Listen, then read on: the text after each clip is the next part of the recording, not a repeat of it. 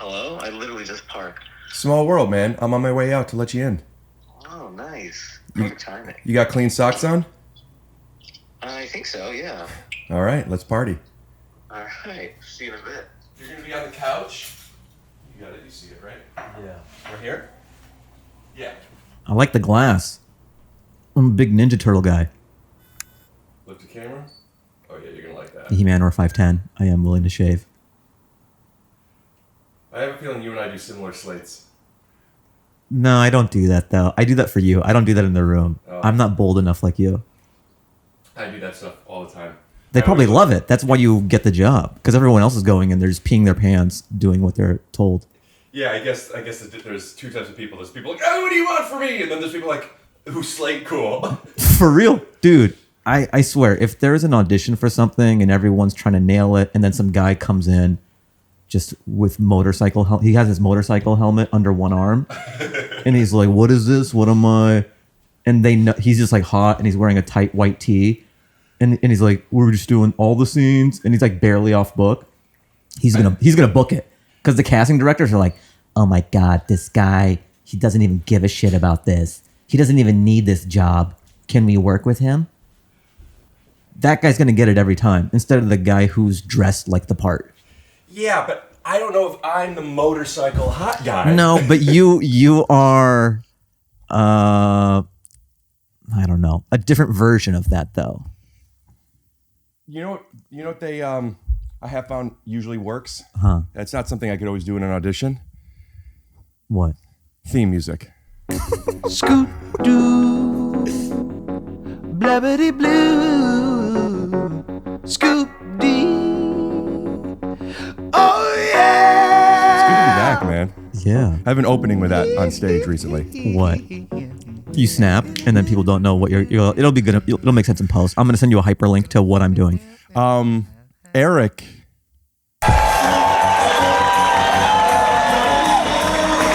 Is that the take your shoes off theme? Oh, fuck. Now this is gonna be the intro to the fucking podcast now. So I gotta snap. Oh, you guys are fans. That's funny. And we're back. Yeah, that is what we do. Mm-hmm. But no, I was gonna say I open with it's good to be back. It's good to be back. Yeah, because the audience receives that as like a genuine thing, and I want them to receive me genuinely. Yeah. But it also lets me feel like I'm playing. What do you mean? You're playing? It's good to be back. Well, like you have a Vegas residency? Yeah, who says it's good to be back? We're so glad you're back, Glassman. Yeah. I say it sometimes in places I've never been. It's just like I find opening is really hard. Bro, I agree. Yeah? I've been doing stand-up a long time. I've been doing stand-up 20 years, and I still despise opening. Opening, you mean not opening for someone. I mean like Opening the show. Right, Like the first what 30 do you, seconds. like your first bits, because so much of stand-up is winning the crowd over and them liking you and your energy. Because when you are an unknown, even though like, in LA, comics know who you are and stuff, like the average audience until you pop doesn't know who you are. So it's so crazy. People will pay cover charge, 2-drink minimum. And whenever a comic they don't know comes on stage, there's still who's this guy? I wonder if he's funny. Like there's a wall and you have to win them over. And so you got to do it as quickly as possible with opening. So I'll have these opening jokes and those are precious to me. Like they're tight, they're quick, and okay, they know what I'm about. Let me hear one. I don't want to waste it on here. Really? Yeah, I don't want to waste my openers. I understand. Yeah. I understand, but I mean like, Everyone's different though. Because if you are a big personality, if you're like motorcycle helmet under the... No, that's just like cool guy. I'm saying like in stand-up, if you are like Joey Diaz or you're like Theo, you can say anything. Like, because people are like, I know what this is. I know what this guy is. Yeah. You're such a big personality that there's... Fahim, you're the best. Bro, I agree. Hi, I'm Rick Glassman from the Take Your Shoes Off podcast. And if you know me, you know I like sleep. Helix Sleep, that is. All our listeners go to helixsleep.com/TYSO for up to $200 off all mattress orders and 2 free pillows. I'll tell you a little bit more about it later. This podcast is sponsored by Everlywell. Everlywell is actually a company that I hit up that I wanted to sponsor with me. Everlywell is offering listeners 20% off an at-home lab test at everlywell.com/TYSO. That's everlywell.com/TYSO for 20% off your at-home lab test. What's that, Fahim? You have something funny to say again? I'm excited to hear it. The brain doesn't. You're not like. Is it a big personality, or is it they know their personality, even if it's small? Nah, they know that type. Like if Theo comes out, like how y'all doing? Yeah, because blah, they blah, blah. know him. But not now they do. But I'm saying before Theo popped. Gotcha. Like Joey Diaz comes out, That like, term how y'all pops. motherfuckers doing? It's like I know that guy. Right. Before he even tells a joke. There's an interview I have that I have on my phone. I'm sure. Well, maybe I'll put it in here. You can be confident in what you're doing, but the audience, because they do not know you well enough yet, you won't have the general acceptance. And for those of you who didn't quite understand, what that was is Bob Newhart or Johnny Carson was talking about Bob Newhart and about how when he goes on when someone knows who you are already, Yeah. they just trust. It's a trust thing, so they like you already, as opposed to like what you're saying of like, make me like you. It's not that adversarial, Right. But there is a piece of that, and whenever an unknown comic plays for an audience, there is this guy thinks he's funny. We'll see. You got to win him over. That's so. I think that every comic who is aware of that projects what that thing is. Mine is, why do I care about this guy? It isn't. He thinks he's funny. Mine is more like, what's special about this? It's unfunny till proven funny when they Yeah. don't know who you are. Yeah. So what do you do what's the difference between you as your character and you as Fahim? Remind me, who's the dance guy again? What the thing that the character I would do Yeah. sometimes? Lance Kanstopoulos? Lance Kanstopoulos. I haven't done him forever, man. Well, he's Yeah.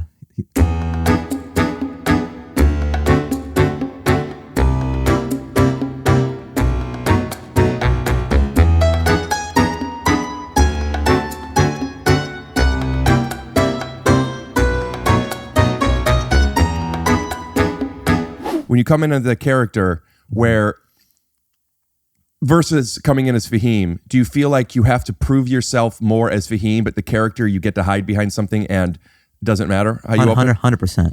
How do we 100%. trick ourselves to do that as Rick or as Fahim? Or how do you do that? Here's the different thought process going into stand-up as me versus Lance. Me, I'm like a regular guy, you know? Like I'm a thoughtful, analytical, heady guy. And like I have jokes, well-constructed thoughts and like POV. And there is something that I want to say about certain topics. There is a precision and like there's jokes. There's some labor going. There's some like mental labor going on.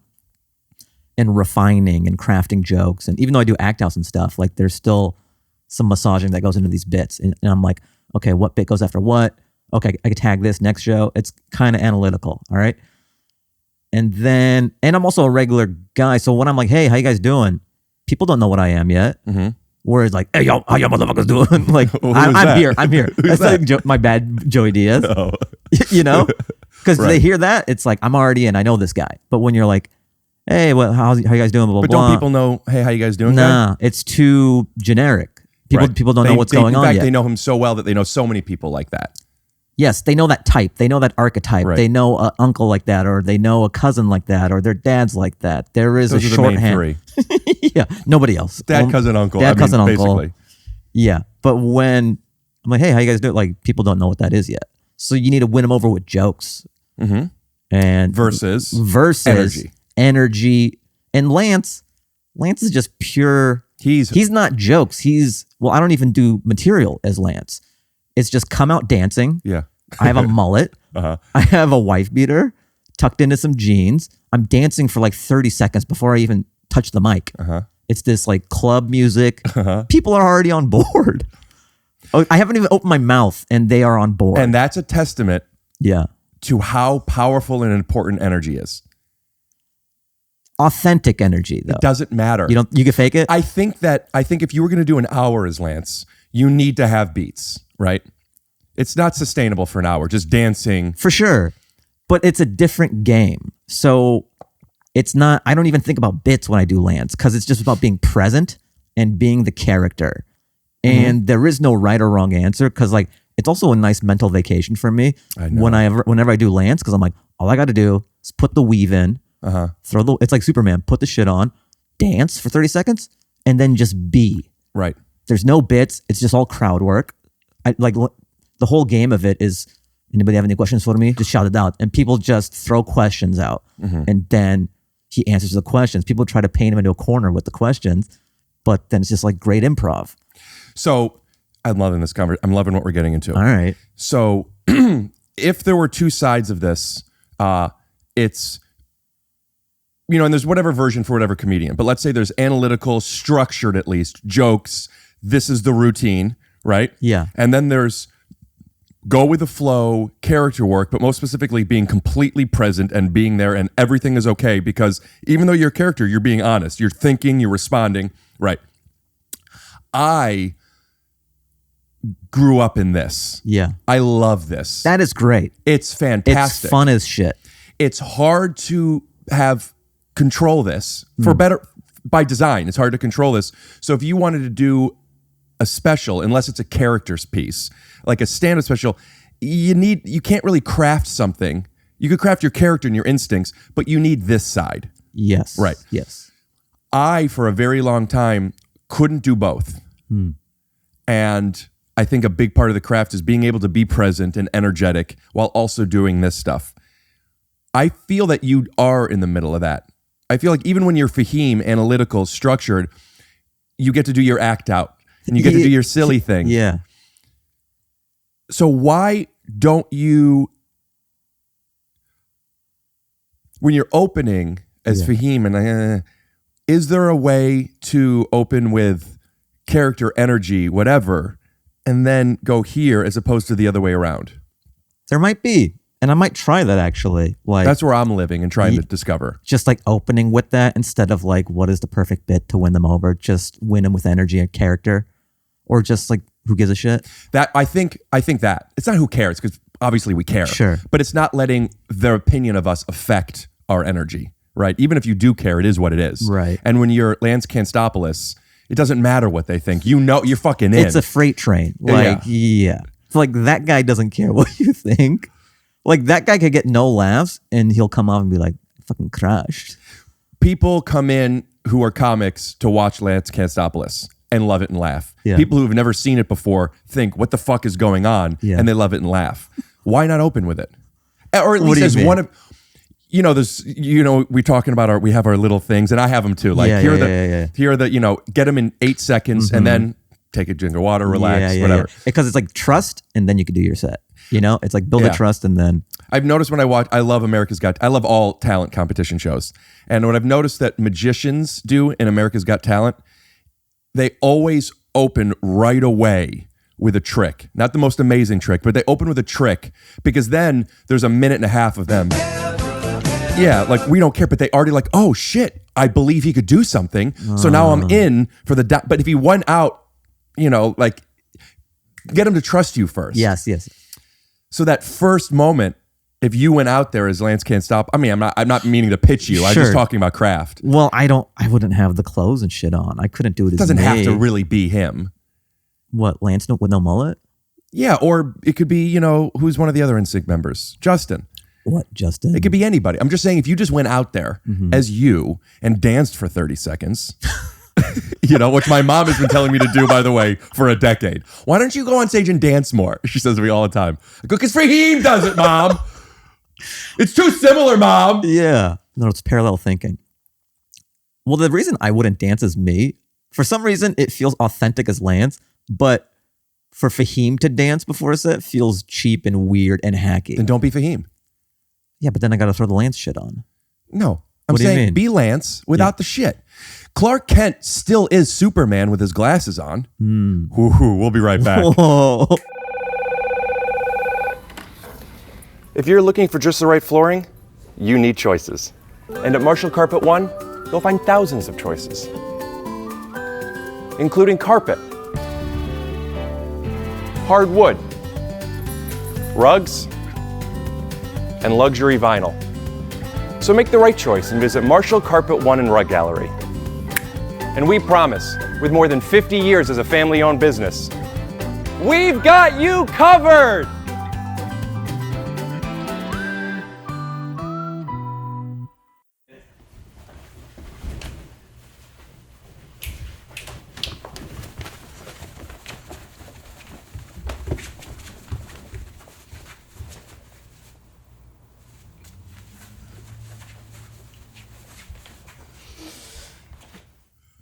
What's up, man? What's up, dude? How you feeling? Pretty good. Yeah? Yeah, that's kind of like how I do every podcast. I like to. You were right, man. The energy is just. I'm going to open with that. Yeah. Were you listening to music in your head, or were you just going? No, through the that was just like dead silence. Hopefully, it'll be less weird once music is put on. We're not putting music in. What if my career is over after that? Yeah. There's like Fahim lost his mind on a podcast. Originally, Fahim asked if he could play music, and I said no, because it might be funny at the end to just like as a tag have it be in silence. But I just think it's going to be better just to have it just from the beginning, just you being silent. That was like good bad dancing. I'm also good at that. Yeah, you have to do bad dancing well. You have to be a good dancer. It's like to deconstruct comedy. To mess up jokes well, you have to get it first. Yeah, you got to know the rules to break the rules. First base. It's over here. This is the curtain. Are you out of breath? Yeah. That's what happens when you do like whenever I would do Lance, I'm so winded afterwards. I'm like, So let's pitch your special real quick so we don't end up doing it at the end. okay. Tell me about it. You were telling me a little bit about it yesterday, and I told you to stop because I wanted to Talk about it here. Yeah. Yeah, so I shot it. I always had this idea. I think I had it before the pandemic, and then, that threw a wrench into everything. But like, That was tough, huh? The pandemic? It was very, How are you doing? people don't like. I'm doing all right. Yeah. How are you? Are you okay? Mental health. How's your family? Thank God. You're doing okay up here, though? Listen, but everybody. Can't complain. You got a coffee. Right. That's no, but we're back. no, but it's important to acknowledge, and This is true. everyone's feeling that way. It's good to be back in the world, though. Yeah. It's Nature's weird. healing. I feel like we wear masks all the time now. It's just like the world's different. I don't know. How do you feel about the mask? It's like whenever you talk about COVID, it has to be in hushed tones. It's just like, how you doing? How's the family? I know. Listen. You also have to let people know that other people have it worse by putting your hands up. But listen, no. But Well, people died, and I'm just happy to be unscathed. it sucks too because everyone's so divided. Very divided. Like, why can't we come together? Everyone's just doing their little bubbles because of Facebook and Bill I got Maher my 14th vaccine. Which one are you on? Oh, I don't want to put that in my. I just don't trust what they're. You I don't know trust what's what in they're- it. I don't know what's in it. So you're one of them. Second base. So tell me about it. Yeah. So I always wanted to shoot a special at the store where it's like all 3 rooms. Main room, original room, belly room. Yeah. People don't know there's just like 3. Because every special is, there's a preamble to the special where I say what I'm saying right now. Like every special is always shot in one of the 3 rooms. Oh, you know what? You say this in that trailer. Yes. Good trailer. Thanks, man. I don't know how much we could use because of the music, but I know them before. I'll get you one that doesn't have. Let's have the trailer tell us what you're about to tell us. Okay. Do you want to snap to it or swipe to it? Let's snap to it, guys. Check out the trailer. Every time I see the Comedy Store in specials, it's shot in only one of the 3 rooms. I wanted to do mine in all 3. In every other special, they smoke it out, they add lasers. It doesn't even look like the place. I just wanted to take the lens cap off. Fahim Anwar, everybody. Fahim Anwar!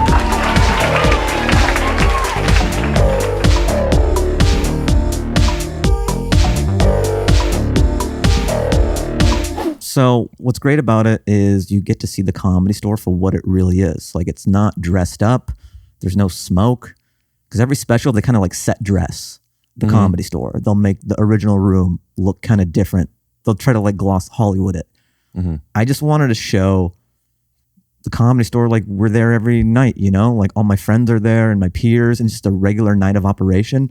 And I just had a skeleton camera crew capture. I wanted to capture the sets. I didn't want to, because specials are kind of like a recreation. Real quick, before I forget, in case people don't understand, I just want to show them what a skeleton crew is. Sure. I have a mic. Yeah, but like these guys. Yes. Like, yeah, they're good. But it's not professional, is what you're getting But at. they're cheaper. They, Right. they don't have to eat. So it works out. And you can fix a lot of what they do in post. So I mean, yeah, they're good for skeletons. And you did that why? Because it was easier? Because it was cheaper? Because you didn't have the budget? Both. Like part of it was, like I just wanted to capture the sets. So it's sort of like most specials you see, they're kind of an approximation of what the stand-up set is. You're like loading in an audience. You spent all these years refining these bits, and then it's almost like a celebration of these bits, and you're sort of recreating a stand-up show at this theater. Like everyone knows it's being filmed. Right. And even though it's small, it changes the dynamic. It changes the juju in Does the room. audience not know that it's being filmed? They don't know because it's just a regular night at the Comedy Store. I'm doing my spot. Now, did you say, hey, I'm going to film this, so you asked Amy or whomever, will you schedule it these times so I could go boom to boom to boom? I hit up Peter Shore when I had the idea. I go, this Shout is... out to Peter Shore. Yeah, shout out to Peter Shore. I said, this is what I've always wanted to do. I want to do my special like this. I'm always at the club. I came up with all my bits here. I want to shoot it here. And I just want to be like a fly on the wall experience at the Comedy Store. So I'm just doing my regular scheduled sets and I want to film them. 15, 20 minutes. Yeah, like 15 minutes in like each room. So the crowd doesn't know. They're not there for me. They're just there they're at the Comedy Store. They're there to see whoever they like on the lineup. And did you choose the people to go before you?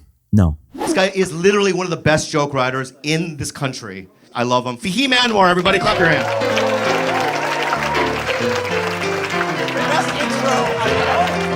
Did they know that you were filming something? Did you ask them to say a little something special? No, not at all. The whole point was I just wanted to capture. This is what it's like. This is what it's like. And I like that you're just capturing a real night at the store. And it's not, I didn't want the people to know that there's filming. Like they couldn't see the cameras or anything. They were in the back. I had a floater. Like if somebody noticed something, it'd be at the last second. Were they wearing those black things that people wear with stages, but there's skeleton print on it, like from Karate Kid? Next time, yeah. Not this time, but next time I probably will. But you did 3 different 15 minutes. Yeah, so different sets in each room. With 3 different opening bits. You know what I did? Because I hate opening. We talked about this. We did talk about it. Yeah. I don't know if you remember. Rick, I'm telling you, I fucking hate opening bits. It's the worst. Right? Yeah, so I mean, I would open up kind of the same way because it was a good opening. But then whenever we showed on camera, I just cut. I don't open every show. Like I just cut to like the meat of the shit. So I opened once in the OR. Right. You guys having a good pandemic so far? Having a good pandemic? Yeah, I got COVID. Right now I have COVID. And then the other sets, it's just I start where I want to. What's the order? I do OR. Original room and then main room and then belly room. Close with the most intimate. I don't know. It just felt, for some reason, I just liked that flow. Mm-hmm. There was no rhyme or reason. It just felt, I feel like the original room is the DNA of the Comedy Store. That is the most important. That is the most real. When I think Comedy Store, that's the room, the original room. And that's like the medium-sized one. And then, so that's why I wanted to open with that, because that's the magical room to me. Al Magical Room. The Al Magical Room. Shout out to Al Madrigal. Let's throw his picture up there. Are we allowed to? Or do we got to clear it? Like, Al, we're going to show your picture on the pod. Well, no, we do it. Whenever something is mentioned on this podcast, I like to shout it out and then put their Instagram handle up, no matter what it is. That's awesome. Thanks, man. Yeah. So much. So OR, then main, and it follows me. Like you see me walking to get to the main room. And what's cool about this special, I think, is you get to see nooks and crannies of the Comedy Store. I can't say crannies. Just believe it. Cransexuals? Okay. Oh, it's moving so fast, it's hard to keep up. I know. But the thing is, it's important to acknowledge that it's hard to keep up instead of pretending like I know everything. Yes. And I am willing to learn. Like, I will not say crannies anymore. Well, fuck. I mean, but how can I reference how I was not evolved in the past? It's okay. The C word? Yeah, I don't know. That's what's complicated about it. Look, that was me 10 seconds ago. I'm not that person. Yeah. I know the term now. But we have to acknowledge who I was 10 seconds ago. Well, let's be able to say, listen, we're going to talk about crannies for a second. And every time we say it, bleep it, but you don't have to take the word out. Listen, when I hear that word, and tell me if you picture something different, I picture a box of crayons, all that are with gray hair and grandmas, like in an old folks home. What do you picture? A bunch of cranberries. What do you guys think about this bit? Come on, you can do better than that. Here, it's a live poll going on right now. Let's see what's going on. Like it or don't like it. Well, we have cheers coming in, and if it's louder, Yeah. I guess if you like it, make some noise. You should do it like the Apollo, where like Steve Harvey puts the hand over The wood, the golden wood. No, that's the stump. But like when it's which act is better, they put the hand over and sure, it's like, sure. So put your hand over the bit and see. Nah, you know they what? they liked it. All right. I used to love Showtime at the Apollo Yeah. because you know why? Because it was on. You know what I mean? Bro, you forget, like, we're of a generation where we loved shit because it was the only thing on. Now every piece of media is tailor made to your DNA. You can go onto TikTok. It's almost like they just have a blueprint of your brain and they just serve up everything you want. Whereas when we were kids, you're like, I guess I like MacGyver. I guess I loved Matlock. I'm not supposed to like Matlock when I'm But it a was child, on. but it was on. Yes. Yeah. No kid today will ever watch something as far away from them as Matlock. I disagree because you know how far away Matlock was for you is about how far away Fresh Prince is for people now. You think? I mean, that was over 30 years ago. Yeah. No, I'm not saying distance wise. I'm saying for a child. A child should not be into Matlock. I'm not saying it's because it's before my time. I'm saying taste wise. Think about what you know what I mean? Right. Kids watch kids on TV now. Like, or kids watch kids on TikTok. They don't watch the youngest person That's we actually a good had. idea for a show. What, kids watch kids? Kids watching kids on TikTok. Yeah. And it's just kids watching kids and doing like It's just over the shoulder, just seeing kids just swiping through dance challenges, and it's just a way of doing like a best of TikTok, but it's framed as it's kid. And every now and then they just go like, you know. just turns back to the camera like it's some weird voyeuristic thing. All right, so I got us off That's all right. the case. So The special. yeah, the special, and they're following you around. Yeah, so it's very cool. I think that the nooks and transsexual Thank you. portions of the comedy club people get to see. Whereas normally when they see a special, they just see the stage and that's it. And it's like, hello, goodbye. Whereas this, you get to see parts of the Comedy Store as I walk to they don't get to see this hallway, and they get to see like me talking to Marin, or like Tim Dillon's there that night and I'm bringing Theo up. Like Jesselnick brings me up in the main room. So you really get to see. Good for YouTube. Good clickbait. Sure, but it's almost just an organic cameo. That's how it is at the Tim Dillon says hello to Fahim on special. You know, that should be the name of the special. No, but you get to see like comics at work. You know? Yeah, CAW. Yeah. Exactly. It took me a minute. I'm like, you're quick with the acronyms, bro. QWTAB. Bro. So how much of this special going into it was, I want to show people the real special versus, and hear me out, like take a second for this, versus this is what it is, so I'm going to lean into it, versus I want to have a hook. All of those things. Because here was the initial thought. I think I'm a good stand-up. I'm like, I will say great. I'm a great stand-up. Well, that's I'll nice. Thank say, you. and people in the comedy world probably know, but because you're referenced all the time, you've been referenced on my podcast many That's times. nice. Thanks, When man. comics talk about other comics and they're like, who they like to watch, there's like, they have their list and whoever it is, and they usually will name 3 people. You're one of those people on that list a lot of the time. You know, Fahim, like, Oh, that's nice. yeah. Yeah. So like where I am artistically and where I am public consciousness, or just like,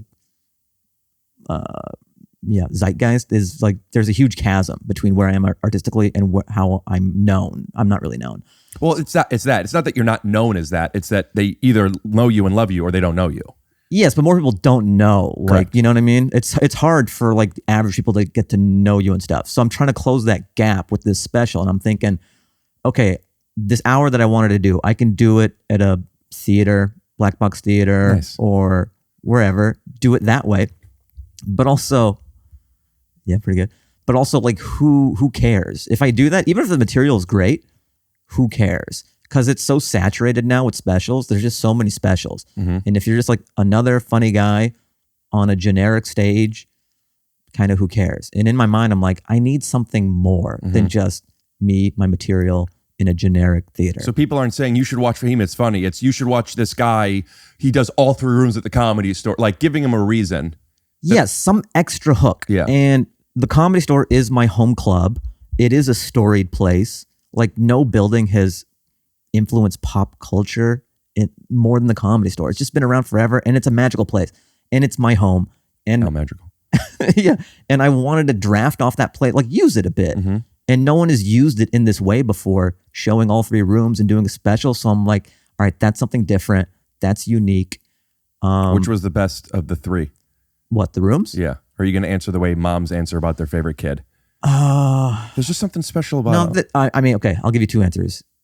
There's each room has its own thumbprint, and course. that's what is great about doing the specials. You get to see the vibe of the 3 rooms.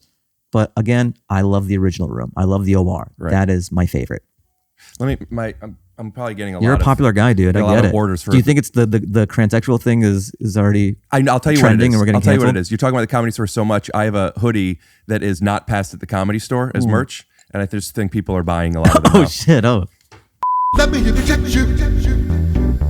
Oh, the other reason for the special as to why I did it at the store too was budgetary, because I'm doing it on my own. You know, this is budgetary. Yeah, because I'm That's fancy. financing it. I'm financing it on my own. Are you open with how much you spent on it? That'd be yeah.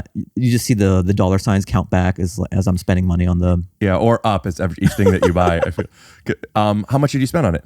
I don't want to say. I mean, could I guess, and you'll tell me if I'm way off? Sure. I think it was very inexpensive. Yeah. I'm going to say, including help that with editing and with putting some social stuff together, I bet you spent less than $2,000 on it. No. $55,000. You just go so hard the other way. Yeah, somewhere in between those two. Yeah. Yeah. So my thought was, if I'm doing it on my own, 12,000. Close.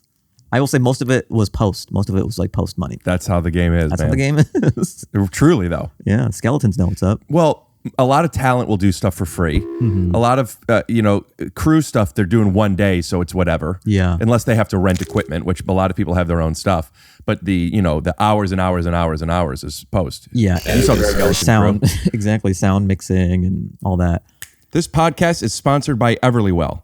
And like I said earlier, I reached out to them. I haven't taken the test yet. I just got it at home. So I want to make sure that's clear. I'm going to read some of the stuff that they're telling us, but I've heard a lot about them a lot of times, and I'm really excited to do this. They have over 30 at-home lab tests. You could get different things checked: food sensitivity, women's health, if you want to check your testosterone levels and your hormones. Everlywell ships the product straight to you with everything you need in one package. You take the at-home lab test, collect your sample, and use the included prepaid shipping label to mail back your test to a certified lab. Then a physician reviews the results and sends it back to your phone or device in just days. So like I said, I just got it and I haven't gotten my results yet, but it is such a simple test to do. It's all right in the box. It's very quick, and you mail it back. Everlywell is offering a special discount, 20% off an at-home lab test at everlywell.com/TYSO. That's everlywell.com/TYSO for 20% off your next at-home lab test. everlywell.com/TYSO. This podcast is sponsored by Helix Sleep. Now, if you know me, you know I love a goofy commercial, and I do goofy commercials, but I also want to make sure people at home understand this ain't a goofy product. I've actually had 2 of my friends in the past couple weeks buy Helix mattress because of my recommendation. So if you're looking for a mattress, I genuinely recommend Helix. Go to helixsleep.com/TYSO, take their 2-minute sleep quiz. They have soft, medium, and firm mattresses, great for cooling you down. If you sleep hot, mattresses great for spinal alignment. If you're looking for the mattress, you take the quiz, you order the mattress you match to, and the mattress comes right to your door, shipped free. Here's the thing. Try it out for 100 nights risk-free. If you don't like it, they pick it up. You don't have to pay for anything. Helix was also awarded #1 overall mattress pick in 2020 by GQ and Wired Magazine. And you know GQ and Wired Magazine, they like a good sleep. In conclusion, if you're looking for a mattress, Helix is offering up to $200 off all mattress orders. That's up to $200 off all mattress orders and 2 free pillows at helixsleep.com/TYSO. So my thought was, if I'm doing it on my own, I'm releasing it on my own YouTube channel. Lean into the raw and gritty. Like Good name that, for a special. What, raw and gritty? Lean into the raw. Lean into the raw. Yeah.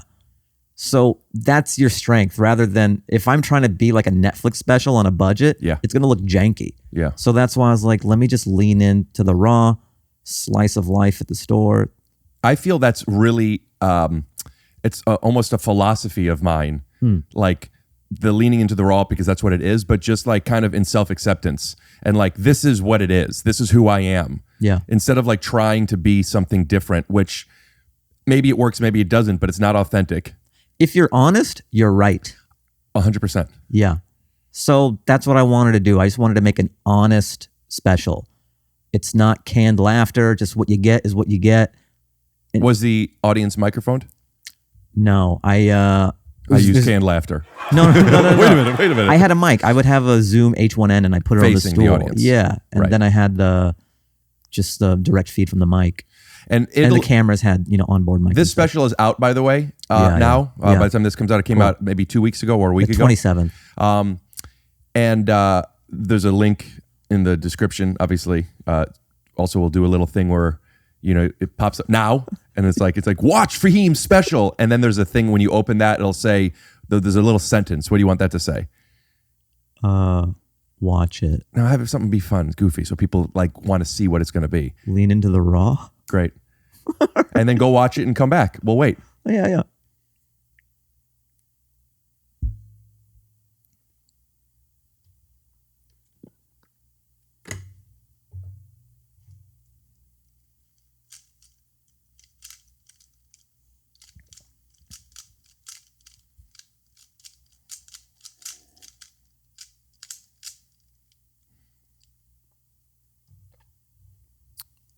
Do you want anything else to drink? Are you okay? I'm okay with water. Thanks, John.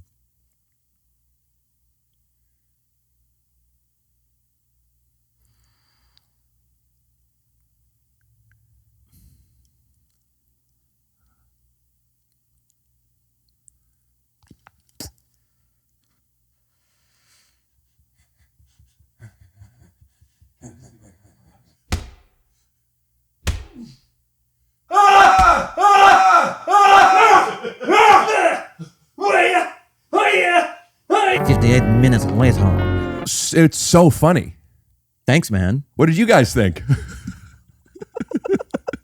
Wait, what is this? This is the Steve Harvey thing.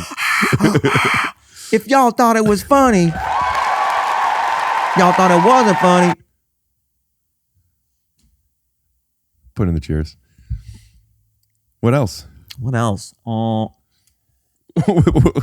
This podcast right now, we're probably around 45 minutes in or so. Fahim's been here for 6 hours doing getting fucked bits and little dicks and dancing. Look, man, that's Hollywood. That's how people, they just see the runtime and they think that's how long those actors were. It was months. And okay? that's what inspired you to do this special, because it's raw. It's just raw. showing you what it really leaning is. into the raw. Did you do any cool stuff when you were going from room to room, like the camera behind you, and like you went like this, like Even though it's not a secret whatsoever. that's what it always was. There's an old sketch I did with DeWalt called Yo MTV. We'll cut to a clip.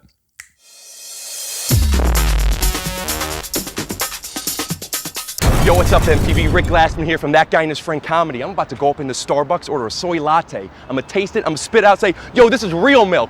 We got Ryan in there to be the barista, we got Jolene to be the customer, and we got David Speckham to be the manager. Follow me.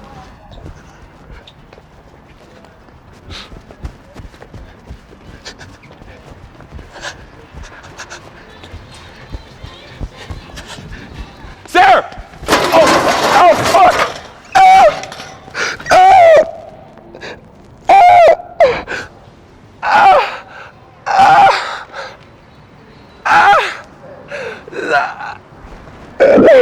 Anyone even care?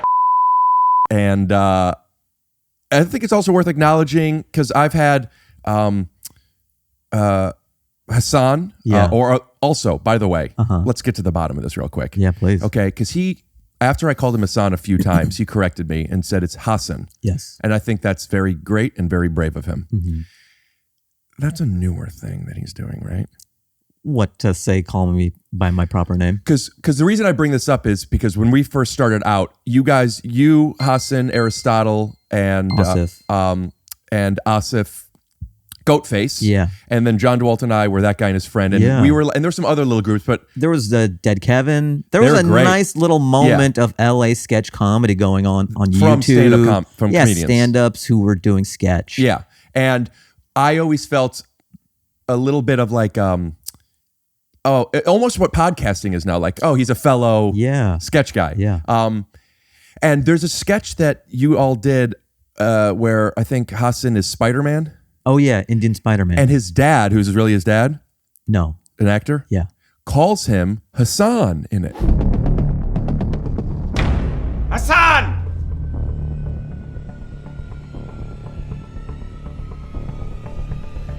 Hasan! Come downstairs! Damn it.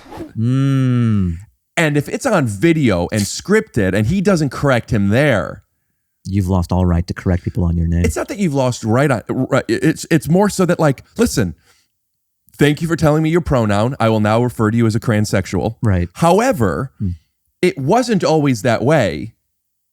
And now you tell me, is that the case? What did you always call him 10 years ago? No, I know what you mean. Yeah. I mean, I was saying Hasan for a while. And then... Should we get him on the phone? If you want to. Yeah. Hit him up. Do you think he'll admit to it? Or do you think, no, it's always let's get to the bottom of it. It would be interesting to know, was there a shift? Was it finally like, no, I want to be called by my proper name? Right. So it could be that he always felt that way, but maybe was uncomfortable. Dude, when you're a younger comic and everything, and the industry's just calling you Hasan, you don't want to correct anybody. But I think once... Why? Because you don't want to rock the boat and it's easier for people to say. Like, the name is already difficult, especially when you're being introduced by comics who don't know who you are. So you're like, Hasan is close enough. And then it's not until you become more recognizable that you're like, let's call me what I really am. Hasan is harder to butcher than Hasan. Okay. Now here's a little game we like to do on the podcast called Will They Big Up? Yeah, well, what if I call him? That's what I want to do. Yeah. You think? Yeah. Oh, but then we're going to put him on blast. We'll ask. I always ask. You always say, hey, by the way, if you don't want this in, or, Okay. Or we could just put, Marshall regular music under the whole thing.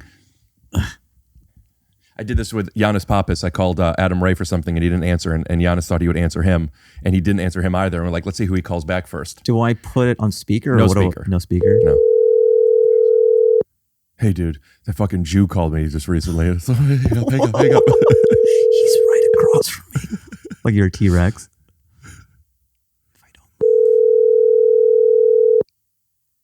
Bro, are we both getting big time? Your call has been forwarded. Didn't seem like that many rings. What if it's just Bank of America and I'm pretending I have his number? Your call is important to us. Yeah, that's his like outgoing. It's like he's very subtle with his comedy. He's like, yeah. But anyway, Yo MTV, dude, where people will be like, shh, come with me. Yeah. Your sketches were great. Thanks, man. You guys had some bangers too. It was a great period, man. It like really Dead Kevin was. would make me laugh. You guys would make me laugh. And we would kind of make each other better. Just, oh, I love that sketch. Let's do one. And then It really was inspiring. Yeah, you saw where the bar was. Uh-huh. Yeah. And some of them would make it to Reddit and everything. So it was an exciting time. So long ago. It was 40 years ago. 40 years ago. Yeah. Today. That's crazy. I would think it was 20, but no, I looked at the calendar and that was like literally to this day 40 years ago. I always loved finding things in editing. Always. You're the king of that. Well, this podcast has become It's that. beautiful. Thanks, Yeah, man. yeah. But I feel that way with narrative too. Like I did years ago, and I talked about this on the podcast sometimes with that series, The Sixth Lead I made. Yeah. And it was awesome, and we did it in 2 days, and then we edited it for 2 weeks and found so much stuff to where there was this, before I got my TV show, As You See It, on Amazon Prime, I was going out pitching with my friends John Stern and Bill Lawrence, Undateable, Scrubs, Ted Lasso, put up a thumbnail. And we were going out with a show that I wrote, that before I wrote it, I filmed this thing, which actually, I don't know if it's ready yet. I never did anything with it. This was like 3 years ago. And recently, JonMichael and I have been playing with it, and I never finished filming, so I'm filming this new ending. Anyway, I think I'm going to put it out. So if so, link in the description. If not, it's not out yet. But I wanted to film it because when editing it, I find, oh, I could have done this. I should have done this. Finding the tone, jokes, whatever, and then writing it after, almost like getting a second at bat. Oh, okay. So I really, really, really feel like editing is writing. This kind of has live editing, and we're doing that same thing. Yeah. But I just, point being, in sketches, every time you make a sketch and you edit it, you're like, I could have done this, but then you find like a new tool and a new game that you could play or a new way to execute something. Yes, I love jokes in editing because you think you have all of them when you write it out, but then when you're editing it, you're like, oh, there's all the seasoning I can do with it now too. Yeah.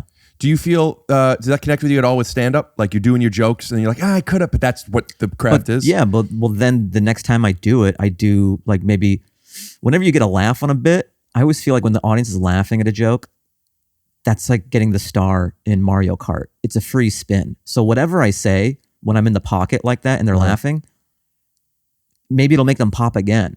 You know, like you'll get another laugh. So whenever you get a big laugh, my mind will just keep finishing the thought and I'll find like new tags and new jokes. But you'll only do that if you're riding the momentum.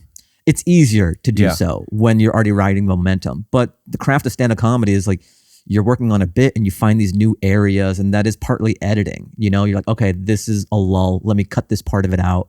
Stand-up is just constant editing. I always say part of stand-up is having good ideas and everything, but the majority of it is just being a good editor. You do say that a lot. Yeah. I can't stop. You've said it so many times. I've said it so many times. You've had to cut it out because you go, look, this podcast isn't about that. I get it that it rings true to you. We're not going to do it. But we need to move on. We're not going to do it, but my instincts are to go back to just do a whole bunch of Rick, stand-up is editing. I know I've said it for 40 minutes, but you need to get it through your skull that stand-up is mostly editing. I like how originally it was supposed to be you were going to just talk in slow motion, but you did regular speed there. You just manipulated your voice into something a little deeper. Yeah. Originally. Stand-up is editing, Rick. So people don't know because they're like, oh, is Fahim, what is he? Is he a silly dancer? Is he an analytical thing? I couldn't think of what the other version was. But I think a cool character trait of yours is that you were an engineer. Yeah. I think it's cool if people know that you're a little goofball boy. I guess but like so. you were a rocket scientist or something. What was the technical term? Aerospace engineer at Boeing. Yeah. AEAB? Yeah. Why? In Long Beach. ILB. Shout out to Long Beach. We'll put their Instagram handle up here. So me and Snoop would hang out all the time. And yeah. What's the deal with that? What you guys had a falling out? yeah, we were trying to hop on some tracks together, and we just had a different direction. Or you were trying to hop on his tracks and no, he liked my stuff and he wanted to hop on to some. I made some Fruity Loop beats, and he caught wind of my MySpace, and he wanted to hop on some tracks, and I was like, he's just so big in his own right, and I kind of wanted to go my own direction. Right. But he wanted to do his Snoop thing. But And this wasn't a Snoop project. This was a Fahim project. But why not have him feature on one of your projects? Because he was doing his Snoop thing, and like. But why? But don't you want that? People know that. And I wanted him to evolve on this. Like I had this great MIDI track that I made, and he was feeling it, but he was doing this. Do you remember what he was doing? He was like 2, Well, here, 4, let's hear 8 it. into the 12. Wait, Like hold he on. was just doing multiples of what. Hold on, just show me. I have the beat. What he was doing or what I was doing. Well, first, what you were doing. Show me like your Fahim tight shit. Yeah. Check it out. I'm from Long Beach. Yeah. In my studio apartment. Living how I live. Eating pizza every day. I'm a fucking Ninja Turtle. When it come to it, I got a bow staff like my name is Donatello. I hit you in the teeth. Plow. Teeth go everywhere, bitch. I got Snoop Dogg on the track, but I don't like what he doing, so I have him sit down. Trust me. Oh, you said that in your thing? Yeah, I don't like what he's doing. I don't like what he's doing. He was sitting in the studio and he was just stewing because he wants to get on the mic. But he was in the booth with me, and I'm like, no, you're not getting on the mic until you stop doing the Snoop Dogg thing. Now remind me what he was doing. He was doing this. Oh, wait. Right. I'm in the LBC with Fahim. You know what I do? Light up this spliff. Ooh. 2, 4, 6. Right, being real slow. 8. Ooh. 12. 14. Big 16! Y'all know me! Okay, yeah, I could see how that could annoy me. Yeah. But what really triggered me was that how when he went, woo! I liked that he didn't say 10 because it was in place of 10. Yeah. But then when he went, ooh-wee, he didn't skip 16 to go to 18. So he did it once. Right, which is weird because you're a man who likes patterns. I like pattern. I'm an engineer. So Right. when he didn't hit 10, I was just like, fuck this guy. And then do you guys talk anymore? No, I blocked his number. Let's see if we that. can get him on the phone. It's actually Snip Dog. What up, what up, what up? What's up, Snip? Here we go. Fuck. Yo, who's this, baby? You know who it is. You didn't check your you don't check who's calling? Nah, man, I star 69 incoming calls. But it's reverse 69, so you don't know who. It's always a surprise for the D double J. Yeah, I can see what you're talking about when you don't like this. Anyway, so I got Fahim Anwar. Do you remember when you guys would collab? Fahim to the Dizim, yeah. So Fahim. Yeah, I saw Fahim at the I saw Fahim at the Yoo-Hoo Room in Flappers in 2008. Yeah, that's how we first met. All right, man. Well, it's good catching up, dude. No. What's up? What's the question? Oh boy. Yeah. Remember back in LBC, I was doing a track, and then like you liked my tracks on MySpace, and then counting. And then you wanted to hop on a track with me, and I was like, cool, because like I liked you at the time. And then when we were laying down vocals, you were just like counting up in multiples. You're doing your 1, 2, 3 into the 4, but like 2, 4, 6, 8. Who do we appreciate? Yeah, you did that a few times, but then I wanted to cut that out. I just didn't like what you were doing, and we had a falling out. And yeah, I haven't heard. How are you? Are you good? Nah, man, I appreciate the call because we cool, man. We cool. You know, it's like I'm always trying to, rip the Band-Aid off, put the Band-Aid back on when necessary. But, some days I don't take my vitamins, but, I open the door for old lady. Vitamins. Ask him what he means. Yeah, what does that mean? Like you literally don't take your vitamins, or is that like a metaphor? A little bit of both. Sometimes you upgrade on Delta, and, when you get on the plane, they tell you, oh, the upgrade actually didn't go through, so you're on Comfort Plus. Delta Plus. Yeah. What does that have to do with vitamins? I don't. My point is, I remember the collab. I remember your talents, and I follow you, and I want to know if you want to go halvesies on a bakery. Ask him to show like if he's got a new style now of rap. Maybe it's something I'll get back to you on the bakery thing, but I'm curious. Just a freestyle. Do you have a new style of rap? I'm just kind of curious what your style is now. Yeah. Right now, can I hear kind of what you're laying on wax these days? Yeah, my new style these days for him, and you know how it is, constantly evolving, constantly changing. Yeah. Just if you could do it, like we don't need to hear the preamble. All right, so forgive me. I'm outside right now of the 7-Eleven on Fairfax in Santa Monica. Again, yes, we don't need this much context. I think like just spitting would be fine. Well, my new style is setting the scene for him, right? So the rap people can consume my rhymes better if they know where I is and where I ain't. Maybe that could be in the rap though, yeah. Here we go. Every good rap starts with a clap. Hit me 2, 3, 4, 5, 6, 7, 8, 9. There's a big ass tree on the corner of the street, and I'm trying to get up for my tree fort because the kid's birthday party is starting at 5, but I've got something to do at 9. So I turn back the clock when I pick up the bass, and then everyone shoots some mace in my face. But I say, you're a disgrace. Who's that? It's my friend David. He came into town unexpectedly. Unexpectedly. But that's what happens when your friends come out of nowhere. They pick up the pace and they put down their hair because they're bald. They're losing their shit. But this is the time that we do it. We do it. Titties. If you get a chance to go see Coldplay live, you must do it and tell your friend who told you they did not hold up these days that they do. So yo, I know this guy, and he just always he'll go on for forever. So you're gonna have to. All right, yo, that was fire, dude. Thank you so much, man. That was like, yeah, I love the new direction you're going. If all I can do is create and inspire, then I'll live another day. Okay. Then you're gonna live many days, dude. Well, Snip Dog, it was nice chatting with you, bud. Yeah, man. Check out my Instagram filters. For sure. And, sure. Yeah, always. And I will be headlining. Okay. The haha late show. Well, you can just go to my website. But much respect, much love. Much respect. Yep, for sure. All right, Snip.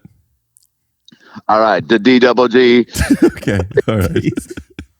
That was kind of cool. We buried the hatchet a little bit. I was holding that, and it's nice to be free of it. Do you think that saying comes from that you guys wanted to kill each other, but now you're not going to use your weapons anymore, and to prove it, you're burying it? Whoa, I actually never did a deep dive into that saying until now, but I think that's spot on.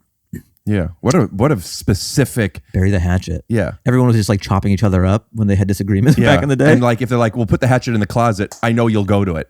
But if you bury it out somewhere... Yeah, like I want to hack this guy up, but it's in the ground. Right. I don't want to get a shovel. And maybe even originally it was, I'll bury the hatchet somewhere really far away and not mark it so I don't know where it is. Spin around a lot. Yeah, but that was just too long. So just BTH. BTH. In fact, I'll BTH. I have to go pee. Isn't that our K-pop group, BTH? Yes. I'm going to go pee.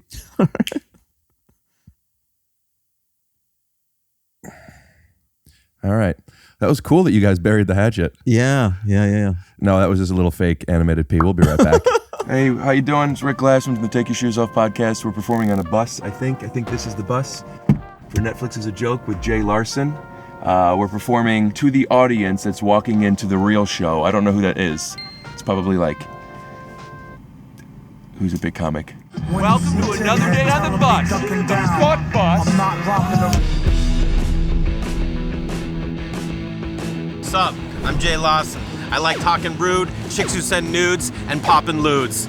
Hey, I'm Jay Larson. I hate women. Get a fan! I love the bus. Man, Amazon fucking rocks. You guys see As We See It on Amazon Prime? That's a show. I might win an Emmy. It's a good show. Acting isn't great, but the writing is fantastic. I'm a dramatic actor, so cut me some slack, but I'm gonna roast all you guys. Nice mask. What are you afraid of? Trump. Oh, he got it! That's Rick Glassman, everybody. Follow him on Instagram and MySpace. On guard. No, right? No, they're not keeping this in. Okay.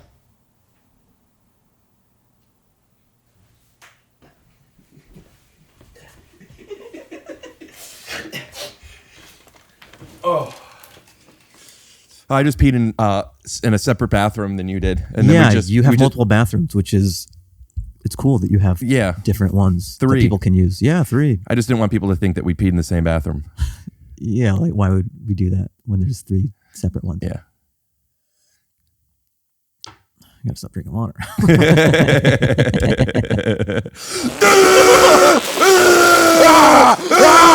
Rick, stop! Rick!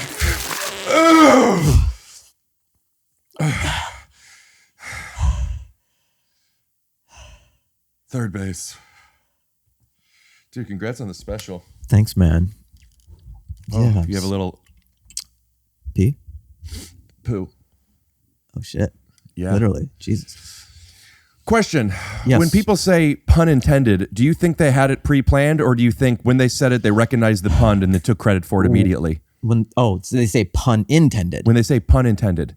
Yeah, they meant to do it. It's premeditated. I think that they found it. You think? I do. And they take credit for it after the fact? Yeah, I think that,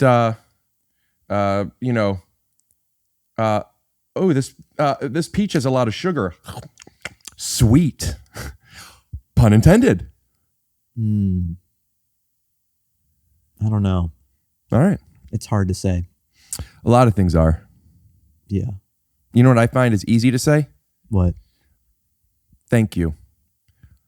Yeah, you're right. Dude, we're joking around here, but like for reals, as I've gotten older, I've realized compliments are free. They're so easy to do. And they are day and sometimes life-changing to people. I've become less stingy with my compliments as I've gotten older. You were consciously stingy? No, I wasn't consciously stingy. But did you notice something and you're like, I'm not going to say it? Sometimes you might be teetering on like offering a compliment, but then you're like, I don't want to be weird and talk to it's like too much of your own shit or whatever. When you become more comfortable with yourself, you're like, no, I'll tell this person how I feel, even if it's a compliment. Like whatever weirdness. I think it's a younger thing with me where I'm like, oh, they're a stranger. It'd be weird if I told them. What's the weird? The weird, you're projecting that they will feel blank, which is weird. What is the blank that you think they would feel? Did you use giving them a compliment? Yeah. It was less about how they would feel after the compliment. It's just the weirdness of talking to a stranger for me when I was younger. Oh, that's just talking to a stranger. That's not a compliment, though. What if it's a friend? What do you mean? Like give a compliment to a friend? Yeah, or the people that weren't strangers, but you still like didn't want to give the compliment. No, I guess I'm more free with giving compliments to strangers now. Okay. Yeah. Very niche thing. Sure. But we're in a business where I may not know, like, okay, Tim No, I know who you are. But I'll give you an example. Tim Robinson. Tim Robinson. I love his sketch show. Very funny. I Think You Should Leave. Mm-hmm. It's one of the few sketch shows that have come around in the last couple of years that have made me laugh that way. And it's something really, I love the POV. I love when something is very much the person. Mm-hmm. It wasn't a bunch of cooks in the kitchen. It's not for everybody. I love that it's very him. And it made me laugh and I enjoyed it so much. I don't know him at all, but I DM'd him. Like, I don't know if he's even read it or anything, but I just wanted to send him a genuine compliment. I didn't want anything out of it. And I sent that to him. Whereas back in the day, I probably wouldn't go and do that. But I'm like, no, it made me feel this way. Why am I keeping it inside? Let me send the compliment. Now, how does it feel now that you have this new way of being? It feels great. You like giving a compliment? Yes. Every year you become more evolved, and I like who I become year after year, hopefully, if you're getting better. I love giving a compliment. Yeah. I grew up with my mom just talking to strangers all the time and like befriending them all the time and just giving compliments. And it's funny that you bring up Tim Robinson because his partner, well, in Detroiters at least, Sam Richardson, put up a thumbnail of the 6th Lead episode 3. Great. He's great too. He's so funny. So funny. He's one of the funniest people in the world. Yeah. And he played a security guard on the 6th Lead. And I was coming into Warner Brothers and I was stopped at the lot and they didn't have my name because the whole point is like I'm the 6th lead, nobody knows, and one of my co-stars just went in front of me. Yeah. He's calling me by the wrong name, the ID, blah blah blah blah blah, and we improvised a lot. And not that I'm somebody who doesn't break, but like if I'm doing a job, I'm okay. I'm pretty good at it. Yeah. I'm able to stay in it. Yeah. You know, sometimes it happens. Sure. I just kept laughing. I always knew he was funny. Yeah. That's why I asked him to do it. Exactly. He was so funny that forever there on after, I have looked at Sam differently. It's like if I could give you like an R-rated or an X even rated version, you know somebody and then you have sex with them or they blow you or they do something that's like, or you just find out some like crazy like, oh, she's, you know, like she could tie a knot with her tongue on a cherry stem or whatever your version of the thing is. And you're like, oh, wow. Yeah. I've seen Sam differently. And I'm always been very comfortable with compliments. In fact, my relationship with Lamorne started. I saw him at a friend's house. I never met him, but I was a fan of his. Immediately, dude, I am such a fan of yours. And he goes, thanks, man. And That's a pretty spot on. Yeah, he goes, thank you so much, man. And I was like, wow, you're so different than your character. Yeah. Winston on New Girl. Uh-huh. So Sam, I've known him for years before. Then I found out he could tie a string, could tie a knot with a cherry stem, metaphor in comedy's terms. And then I saw him at, I was a bit stoned and I was at Taran Killam's house. Shout out Taran Killam, put the thumbnail. We just had him. I don't remember. It's either he was last week or he's next. I think he was just last week. Him and Bobby Moynihan came on. Nice. And I saw Sam and I didn't feel like, oh, I'm going up to a guy that I don't know and like, hey man, you're great. It's just like, here's a friend of mine. I had just rewatched bloopers because I found some old footage and like, maybe I even put it up. I don't know. Play a guy named Skippy. Yeah? Who are you on Fresh Prince, man? I play a guy can't. Crap. It's Skippy time. That's your line? He was one of them. Let me do that again. Skippy, if you Fresh Prince? Yeah, I was talking to the character who was Prince. Yeah, no, I remember. It starred Prince Fielder. What's the name of the show? Fresh Prince of Van Nuys. Yeah. So what was the name of the show that you were on? It was the Fresh Prince of Van Nuys. We did a season and a half. So you do recognize me.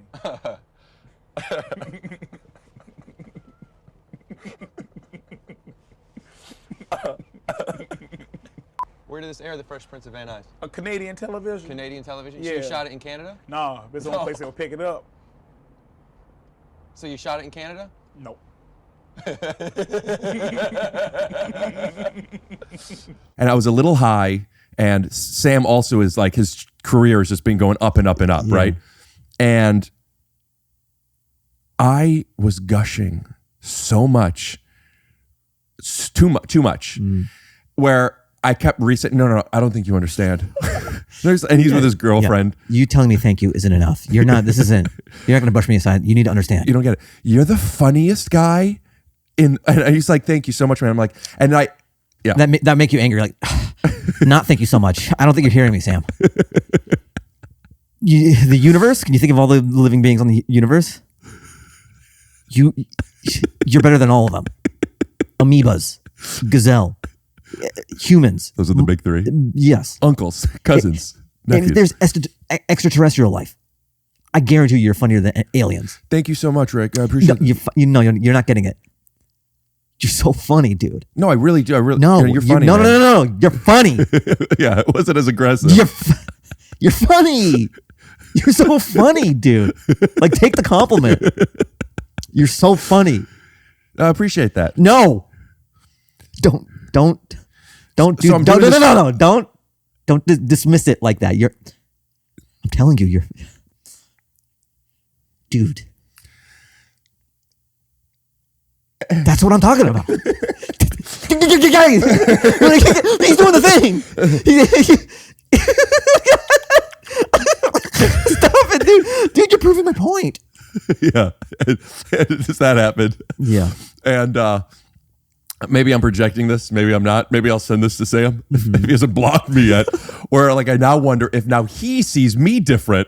And I was always like, oh, okay, dude. Okay, no. Okay. We'll find out. A compliment's a compliment. Also, like, they will remember you like that. I want to acknowledge something, and maybe it's a coincidence that we brought up Sam, because you said I say this earlier in this podcast. You said I say this all the time. Yeah. And then I say you do say that a lot. That's something that that's just a throwaway line that I have often said before. Mm-hmm. And in my head, I was thinking, I wonder if people are going to think I took that from, because I saw there was a clip of that Apple TV show, the sleepover party. I'll put up the thumbnail. I forgot what it is. Search Party? No, it's Ben Schwartz, Sam Richardson, some other people. It just got a second season. Interesting. What After Party, I think it's called. James Franco, or what's the younger brother's name? Dave Phillip? Franco? Dave. Okay. Dave or Philip. There's Philip Franco. But there was a scene where it looked improvised, where it was Sam and Ben Schwartz. He's like, I say all the time. He's like, you're right, you do say that all the time. In my head, I was thinking, like, are people going to think I took that? I didn't take that. But now I'm bringing up Sam. So I was like. You know what made me laugh so hard that Sam did recently? He's the best, man. In Ted Lasso, when he's playing this super cheery billionaire, wherever he's from, he's trying to get the soccer team, or he's trying to recruit the player, and he has this really cheery attitude. Episodes. He snaps, and his true self comes out, and you're not expecting it at all. He goes from this like really lovely, you're cheering for this guy, like what a great, heartwarming guy, and he's just this vile human being. The turn is so funny. I was laughing hysterically at home. Listen, I don't want to lean into it anymore, but I do have to say, he truly is. His characters, he's so good at it. Yeah. Man, he's great, huh? He's great. Dude, isn't Sam fucking the man? He's the best. Sam, I've never met you, but shout out. I like what you do. Yeah. What else? What else? Do you ever do that when in between jokes, like when things are doing well, you go, let's see what else? Sometimes, if I'm working on shit. I'll open with what else sometimes. I open with what else? What else? Another level of that is, what else is in the news? Yeah. And you don't even address anything in the news.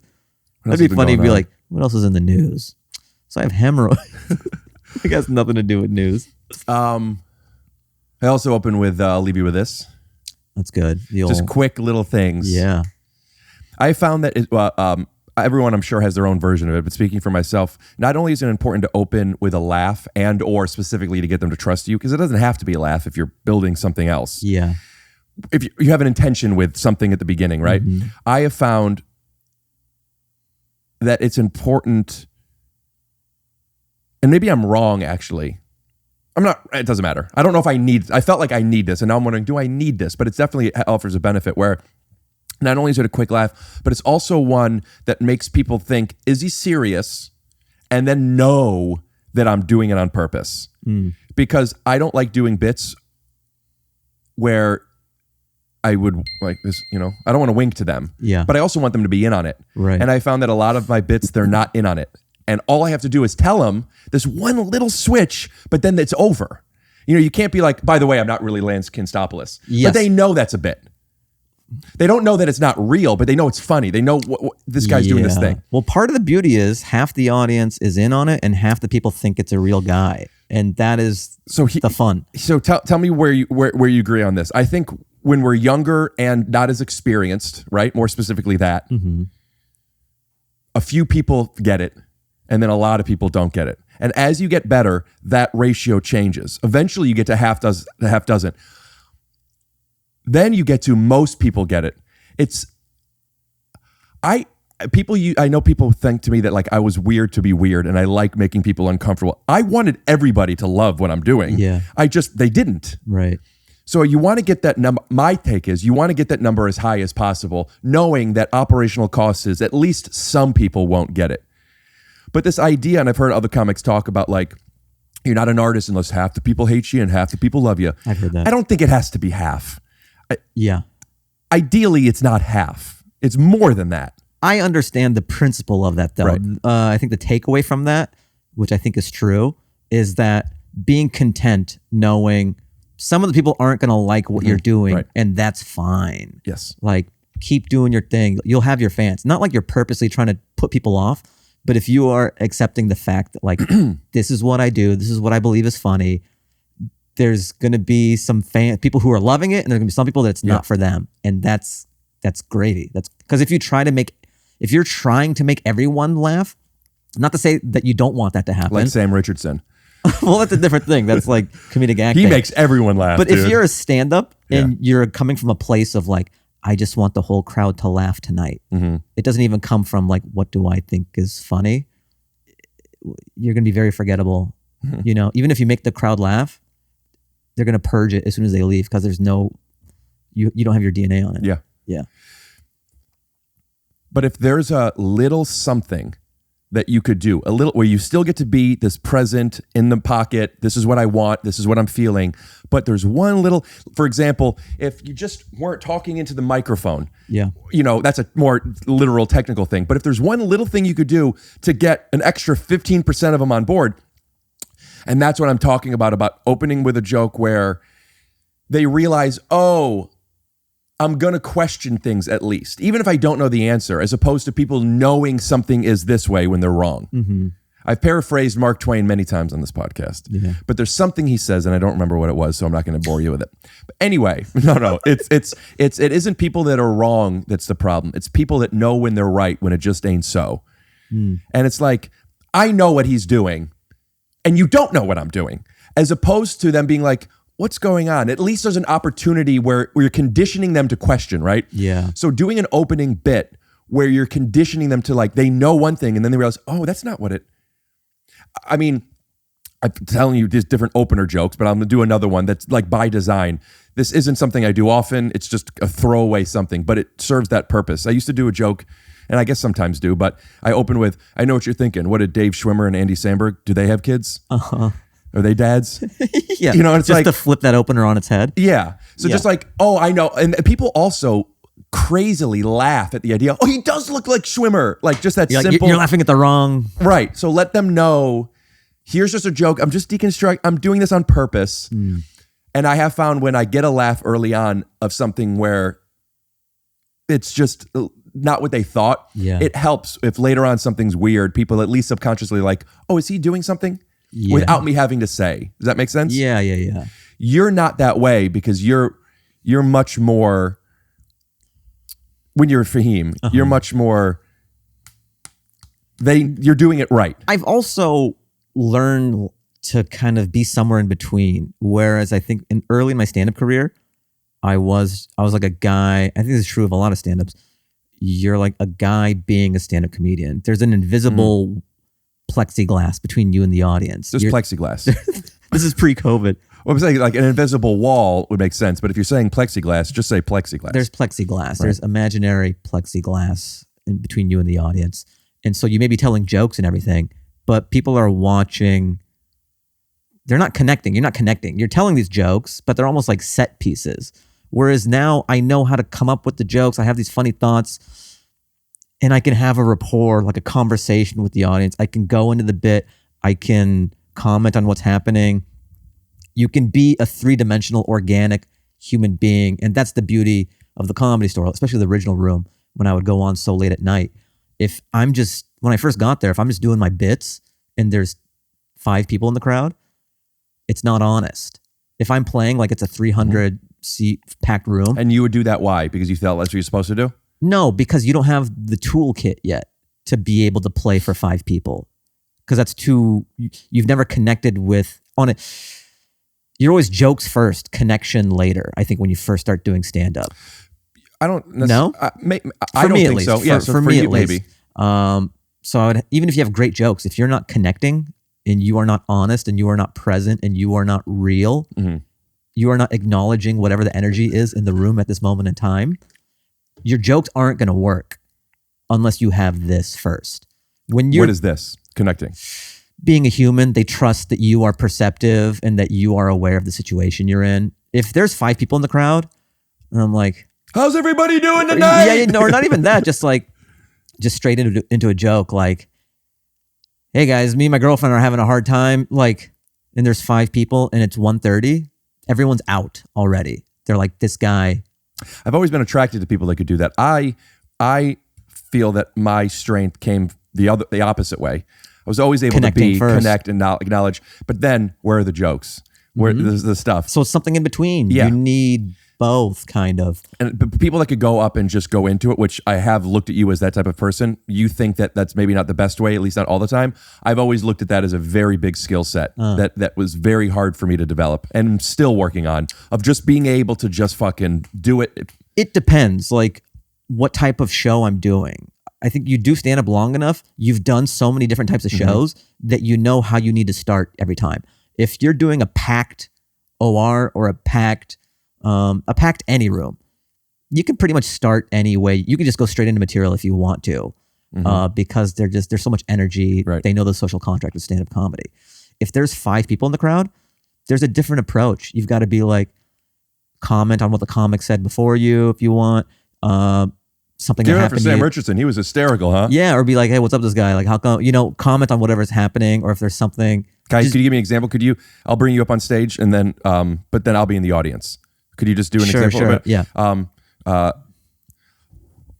guess I'll close Please something. yeah. So then I said, I don't care if you're my sister. You're still a motherfucker. But you guys, I appreciate it. That's my time. My name is Billy Bones. Who's next? Fahim Anwar. Fahim's awesome. Yeah. I love Fahim. It's just actually super funny. He just had a special that came out on YouTube. We'll put their Instagram handle up here. You guys, please put your hands together for Fahim Anwar. Thank you, guys. I am not a motherfucker. I just want to be clear. I know. Oh, how are you, sir? You come from a basketball game? Did you guys win? You elbow dunking these days? What's going on? What's your vert? That he's talking. Yeah. No, I just. You playing slippers? That's how good you are? Damn. No, I just wanted to be comfortable. I'm out with my Anyways, wife. me and my girlfriend are having problems. See? And then you're in. Right. Boom. You wanted to talk to me, but I already got what I needed out of you. Do you ever need to, do you ever decide that, like, even with your crowd work is going a certain way, but you want to do your material, do you need to, like, nip it in the bud? No, I don't need to be that militant about it. I can like judo it. Like, I can talk to the person and then get back on track. Show me. Ladies and gentlemen, Fahim Anwar.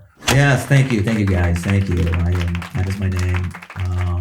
How you guys doing? You guys pretty good? Yeah, pretty good show so far. For our anniversary. Oh wow, how many years? 5. I almost forgot. Oh, you guys don't know? You gotta look at each I was other. making sure. Come on. Yeah. So 5 years. 5 years. Been pretty good. Yeah, ups and downs. Ups and downs. Yeah, that's great. Yeah, ups and downs, man. That's the thing about relationships. Sometimes, boom, I'm fucking in my bit. I used you, bitch. You don't even know you got Jedi mind. Let me hear the ups and downs bit. So, guys, I do a voice. Guys, when you're in a relationship, you want it to be, you want it to be like a tram, right? Just level. But why has it got to be a roller coaster? All these ups and downs. Why can't it just be throughs or levels? So bad. This is getting. That's actually pretty bad. What do you? Fuck you! I just snap. Fuck you! You're gonna get a divorce. It's not gonna last. Piece of shit. Okay. Yeah, you're lucky to even have her. You could do better than this guy. No, I love him. No, you don't. Cunt. Just go way too hard. You see, there are friends of ours that I could think of, but there's people who snap way too fast. They snap too fast, and I think it's not that they really snapped. I think it's just that it's not going the way they want. So they basically are doing a Hail Mary and changing their energy, and they know how to go into angry quick. Well, angry will never win. Usually not, unless they don't like the person.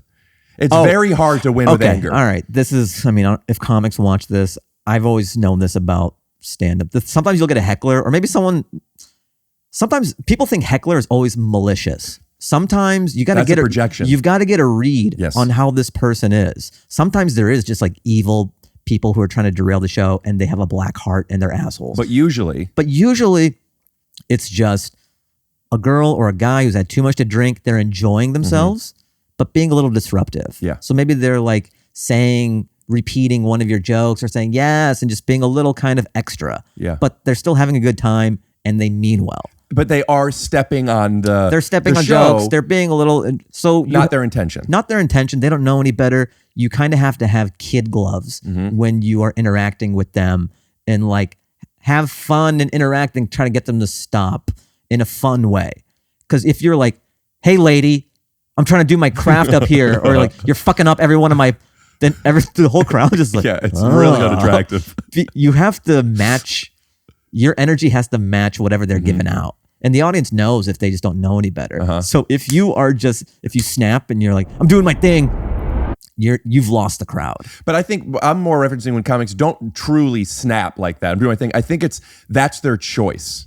Their choice is to be like, hey, motherfucker, like thinking they're being playful, but it doesn't come across that way. Yeah. Do you know what I'm talking about? Yeah. I've noticed that like the same exact, what I'm about to say to you are two of the same exact things. Mathematically, they're the same exact things, but people don't see them as the same thing. Okay. Hey, nice shirt. Where'd you get that? The ugly fucking shirt factory? Or, hey, nice shirt. That's fucking the most beautiful shirt I've ever seen in my entire life. It's the same thing. You're just calling out a shirt and then saying your opinion about it. Right. It's the same thing. Not that it's a brilliant joke. It's one of my better things, but it's not my favorite. But like, whatever you want to do, when you catch yourself feeling like you're making a choice, at least is what I told myself, because I used to go into angry sometimes just because it was a character that I could play. Right. And it's just like, oh, I'm not really angry at all. Whatever your choice is, be nice. Yeah. Unless there's a reason not to be. Yes. Unless it is so obviously a character or you're like launching into a bit, playing a guy being angry. If there's any ambiguity, whether you're angry or not, then it's going to be tough because you're going to lose some people who actually believe that you're angry. And it's off-putting to them. But being extra nice could still be passive-aggressive and funny. Are you having a nice time? Yeah, if you say the ugly fucking sweater shirt with a smile on, it's pretty funny. Yeah. And there's Thanks, no man. ambiguity, People are going to be like, is he really angry? Yeah, you can't. It's really hard to come. The thing about stand-up, more than being funny or interesting at first, is being likable. Yeah.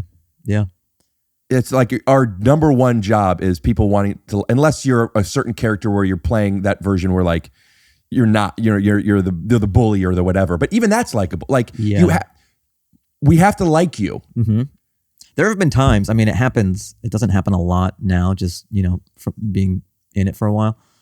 But when you first start, you could have the greatest jokes in the world, and then you just don't connect on a certain level, or the audience doesn't like you. No joke in the world. You could have like the greatest Chris Rock bit or whatever. Once the crowd has decided that they don't like you, there's no redemption. You can't correct the plane. What do you do in those moments when you found out like, I fucking, you got 8 minutes left in your set and you know that like I blew this. You telling me you can't dig your way out anymore? It's never that bad anymore. Like it'll be shades of, the worst I'll do these days is like middling, Like, I didn't love that. And even sometimes after the show, people are like, that was great. But like, I didn't like the show. Yeah. Yeah, but actually, a true bomb. I did this corporate gig in Calabasas. Kirk Fox got it for. Shout out to Kirk Fox. Shout out to Kirk Fox. Yeah. So he's like, hey, yeah, I'm doing this like corporate thing, and it was like pretty good money. You know, it was like 12 grand? 20 minutes. No, not 12 grand. But it was like corporates are weird because it's not a comedy club. They try to recreate a comedy club. It was in this like hotel ballroom at the Hyatt. There was how many people? Maybe like 50. Small. And there's way too much space in the room. They packed the tables close to the stage. Like they built a stage. There's a curtain. So it's almost like a child playing house or something. It's like a bunch of adults playing comedy club. And there's a spotlight and shit. And you're trying to. And you opened the show? No, I went second. So literally middling. Yeah. So it's just like a weird energy, you know? Like, and also there's an HR department. So I think it was too dark for them at the beginning.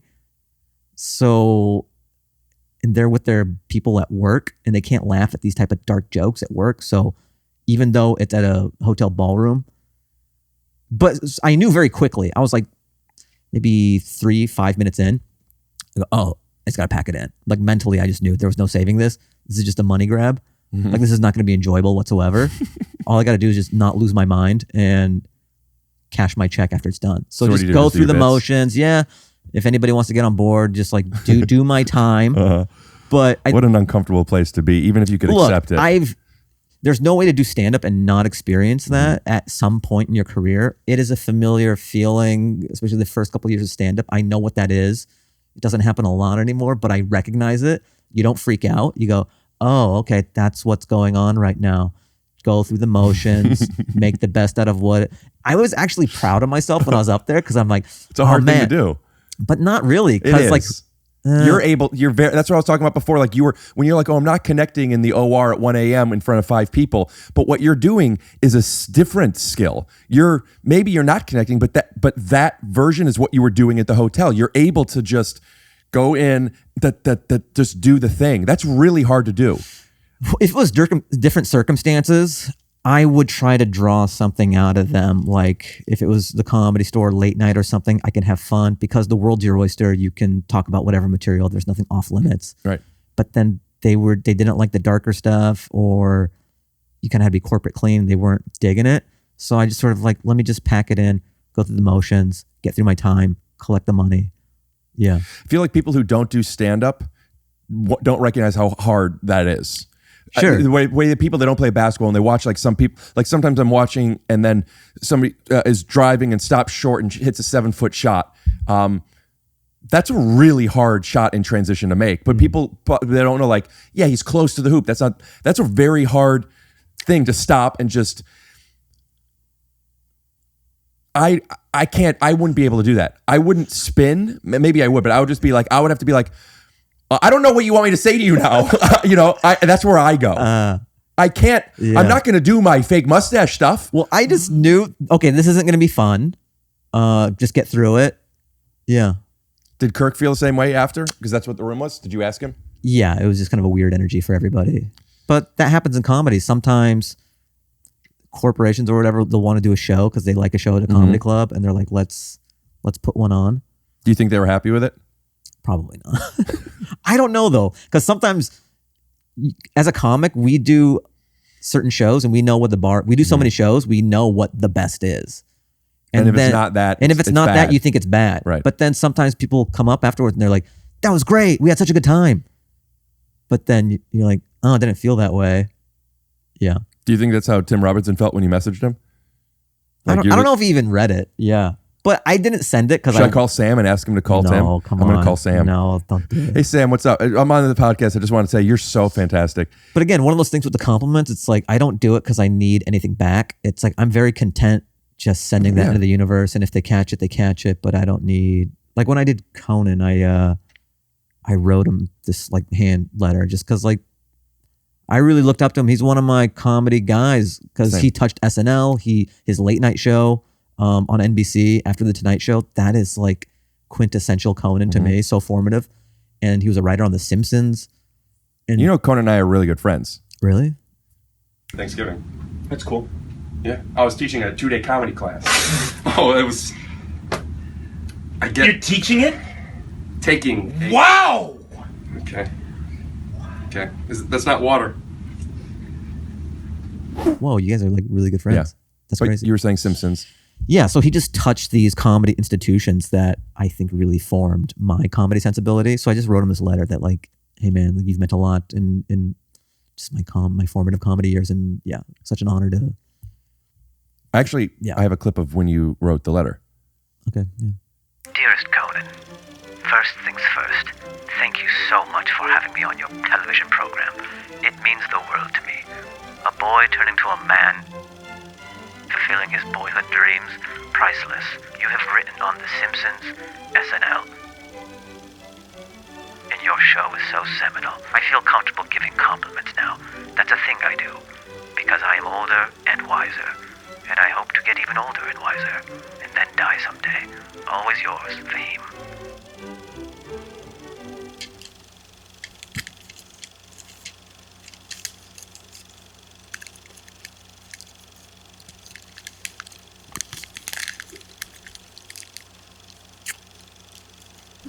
What if like later on I get a letter back from Conan and I open up and it just says who did?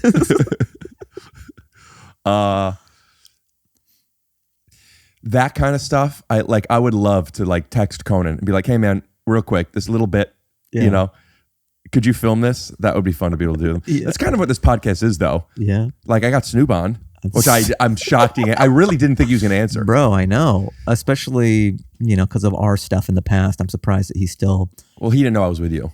That's a good point. It happened with, incidentally, Hasan. Excuse me. Hasan. Where I called Blake Griffin on the pod and I didn't think he would answer, and he did. Oh, nice. Did you ever ask Blake about this? Because he's jumped over cars. Asked him about what it feels like to dunk? Yeah, to snatch bodies. Get him on the phone now. I mean, he's got to play. I mean, he's. Is there a game right now? Well, he just signed with the Nets, and also I don't anticipate him answering, but that would be pretty cool. We're just gonna go for it. Yeah. Okay. Do you know him? I don't know.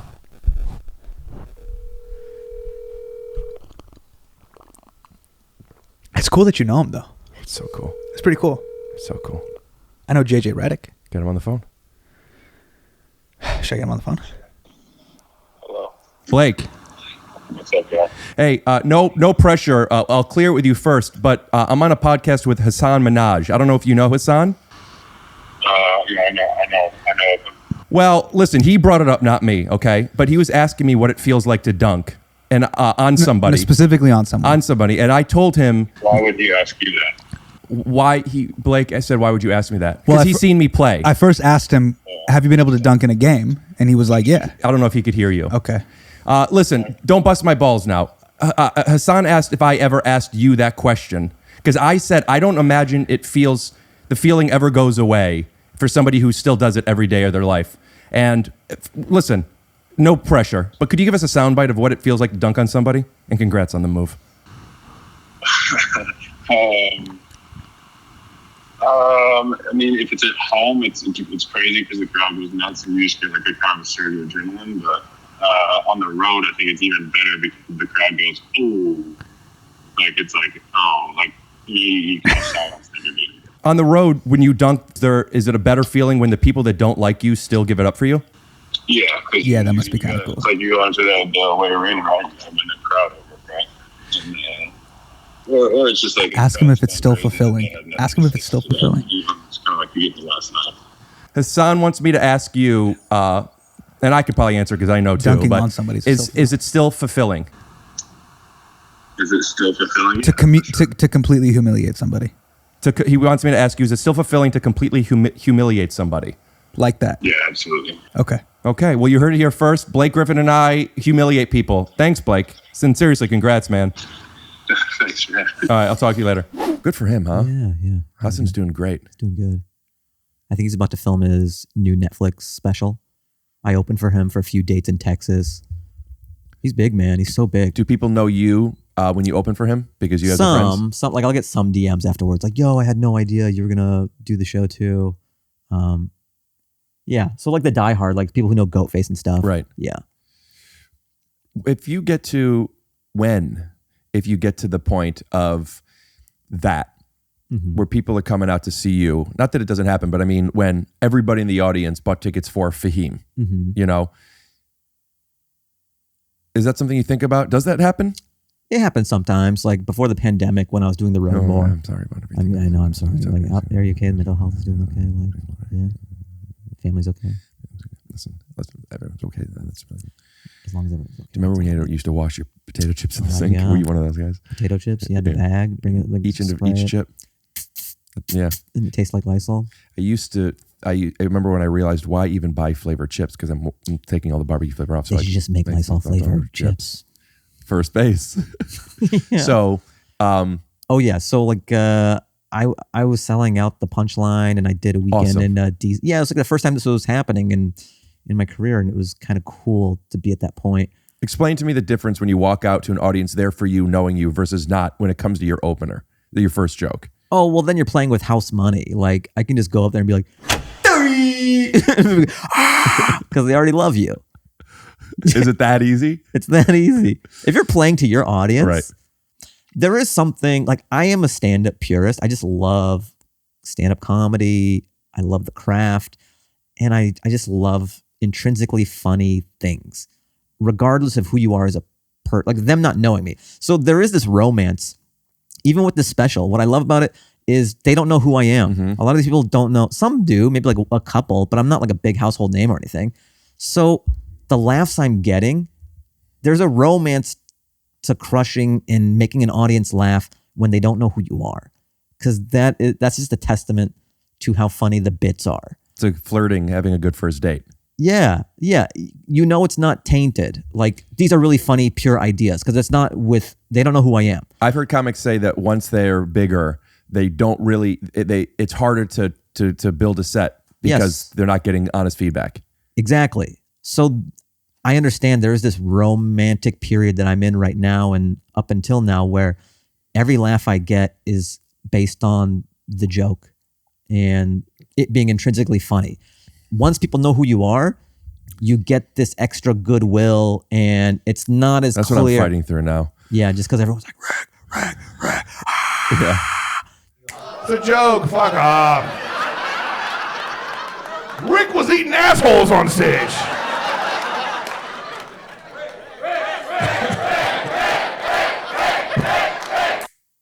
Yeah. So that's what happens with you. You know, I'm trying to get to that point. Yeah.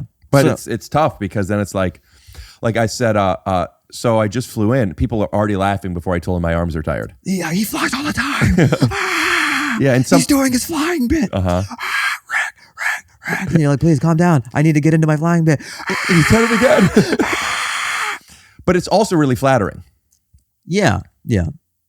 For people to come out and for people to care enough to come out to see you, it's a nice milestone and benchmark. And yeah. What do you anticipate your special doing, numbers wise?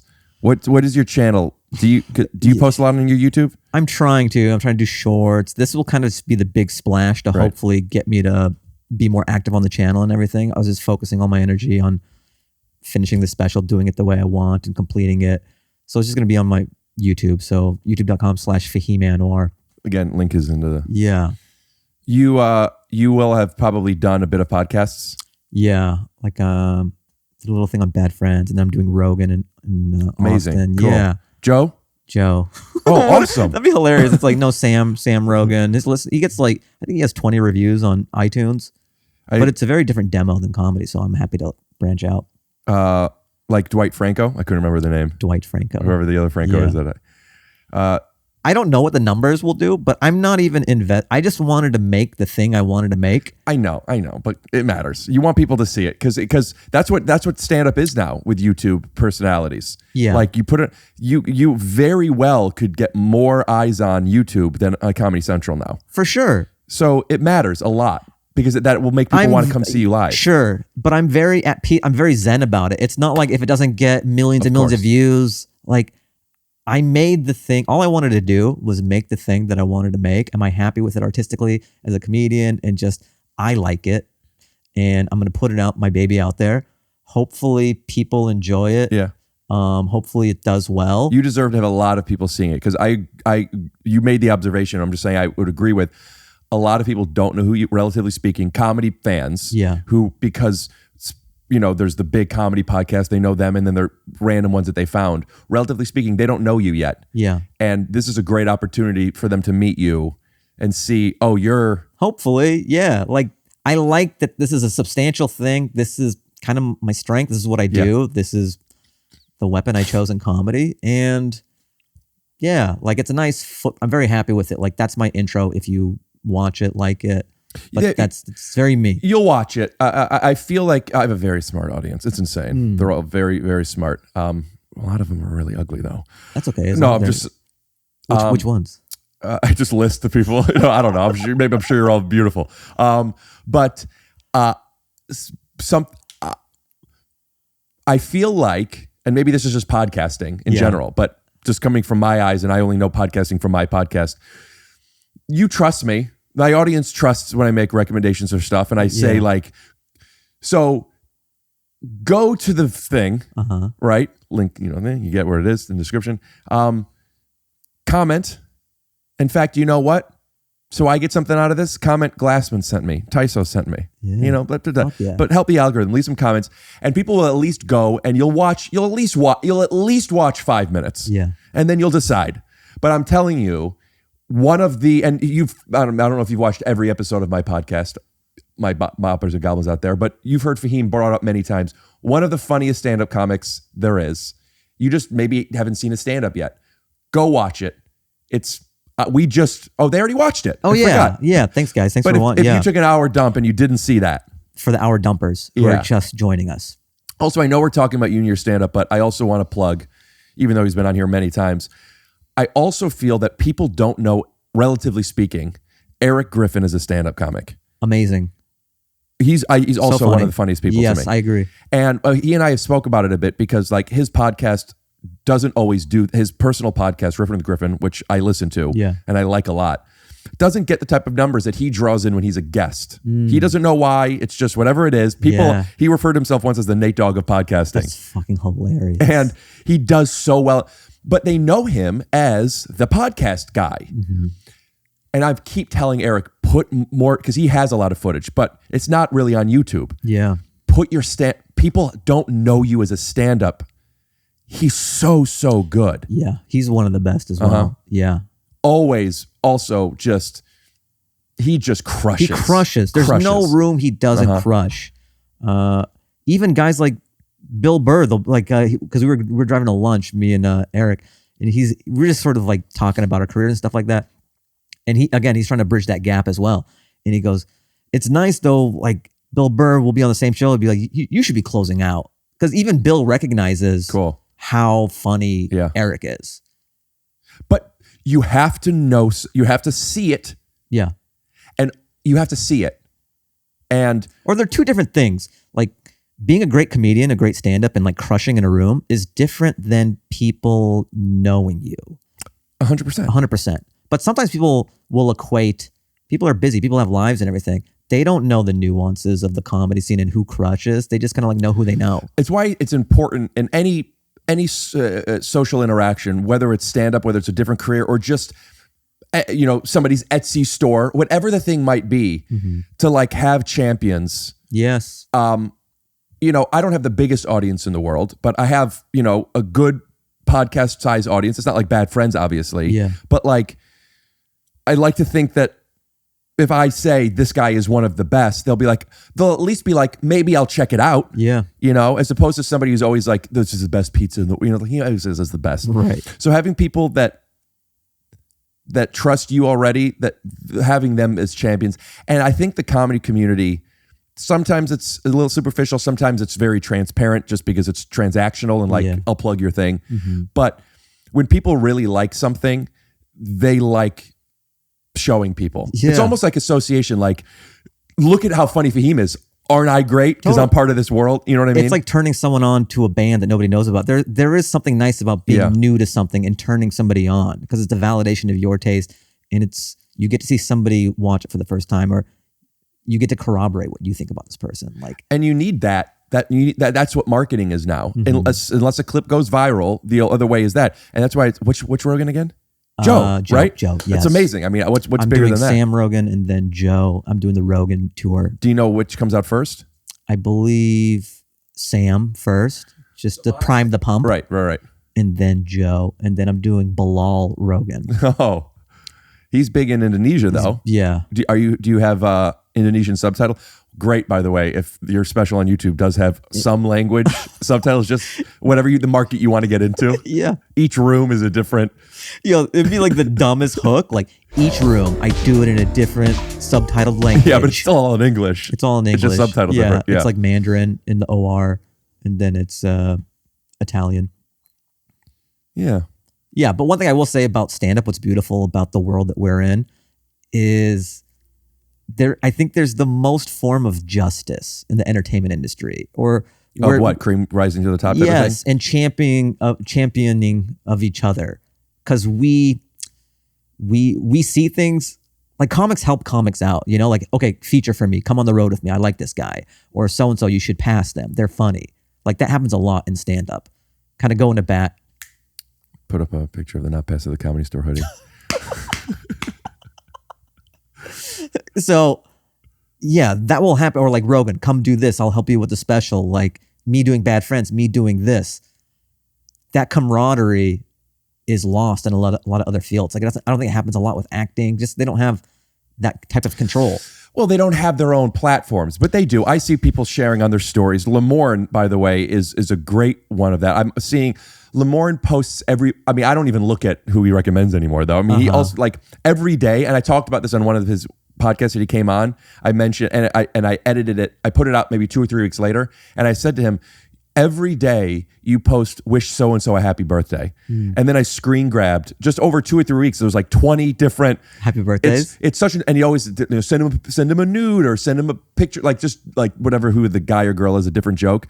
But like he shouts out everybody. Yeah. And it's really nice. But like whenever he puts up a show, he just has so many friends that do so many things. Yeah. You know what I mean? But I'm just saying, like, actors do that. They just don't have their own outlets. Yes. Yeah.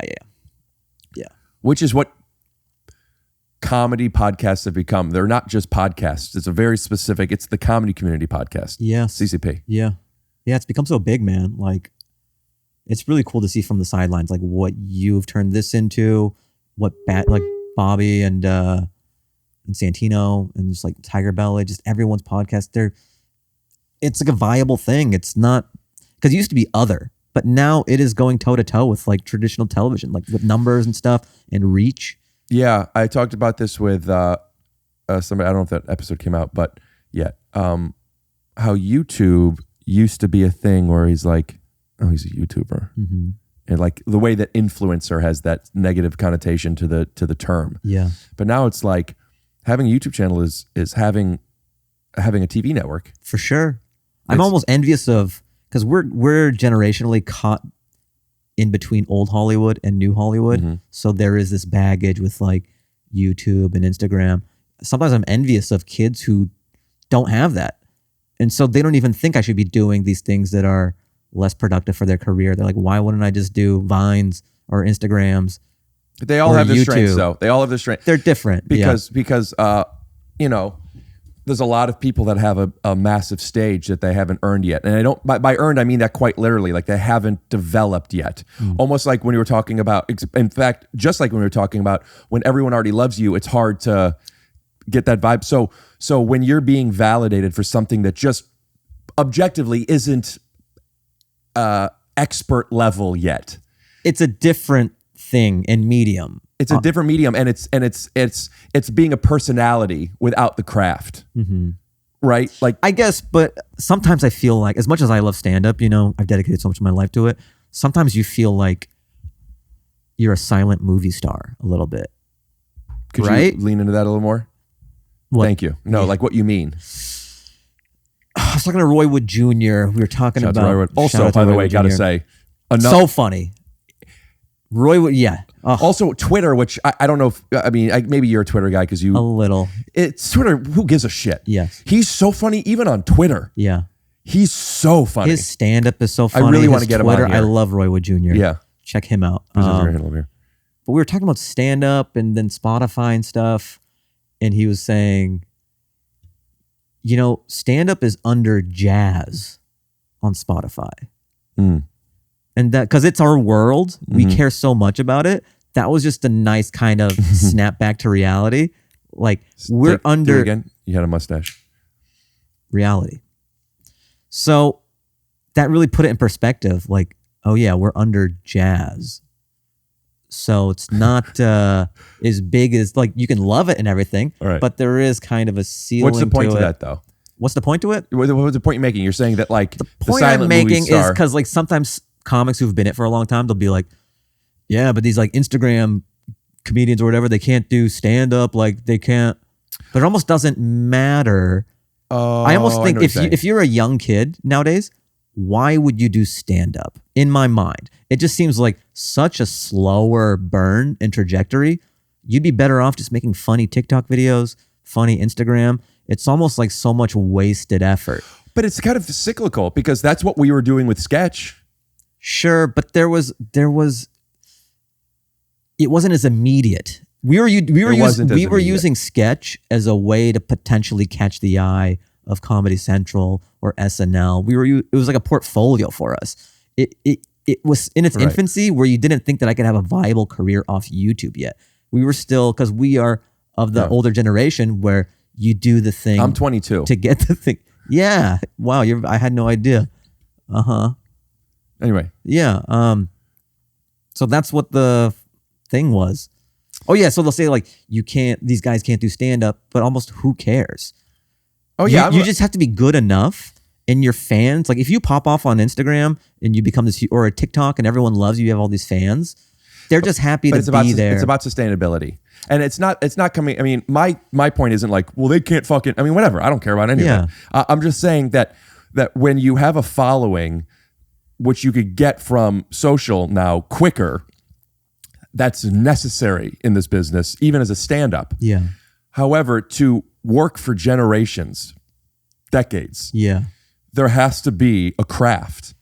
Because also when you're 14 and you have this audience, and now you're 22, and that's just, you know, when you're, you know, now plush pills are out, and that's what everyone's on. You know, does that translate from TikTok or whatever? Like, what is the thing? I'm going to make an analogy that's a little dark. Okay. So I don't know if this would work at the corporate gig with Kurt Fox or not. Sure. A lot of Jews are lawyers, doctors, tradesmen, things that are a skill set that you could bring from a country where there's genocide someplace else, right? You have a skill, you then have value, right? And without a skill, your audience there's so much for them to go to something else with. And when you have an audience so fast that you don't need to develop a skill, when you then have to move to a new country and you don't have a skill there, what do I do now? I have to learn how to do plush pills. But if you don't connect with that, you might be a redneck. I remember you heard what happened to Louis C.K., right? Yeah. With how he shit on Amber Heard. Yeah. I kept telling myself it's not my time. What's happening to me? The next thing that I know, I take a tumble, and there I am on the bed sheets on Johnny's side of the bed, where I should not be. I mean, I shouldn't be on either side of the bed. I shouldn't be on any bed. It was on, I think it was a Conan, and he once said that he just didn't like that he was bald, and he saw this homeless man with just the greatest head of hair, and he goes, and Conan said, I don't remember if it was how he was set, but the structure was basically, would you trade places with that guy? And he goes, in a second. Because nobody knows who I am. Sure, I am funny. I have this skill set. I could go out there and do the road enough and put out a special in a year, and now I have this hair. That's hilarious. And he was just saying the skill set is the thing, is the value.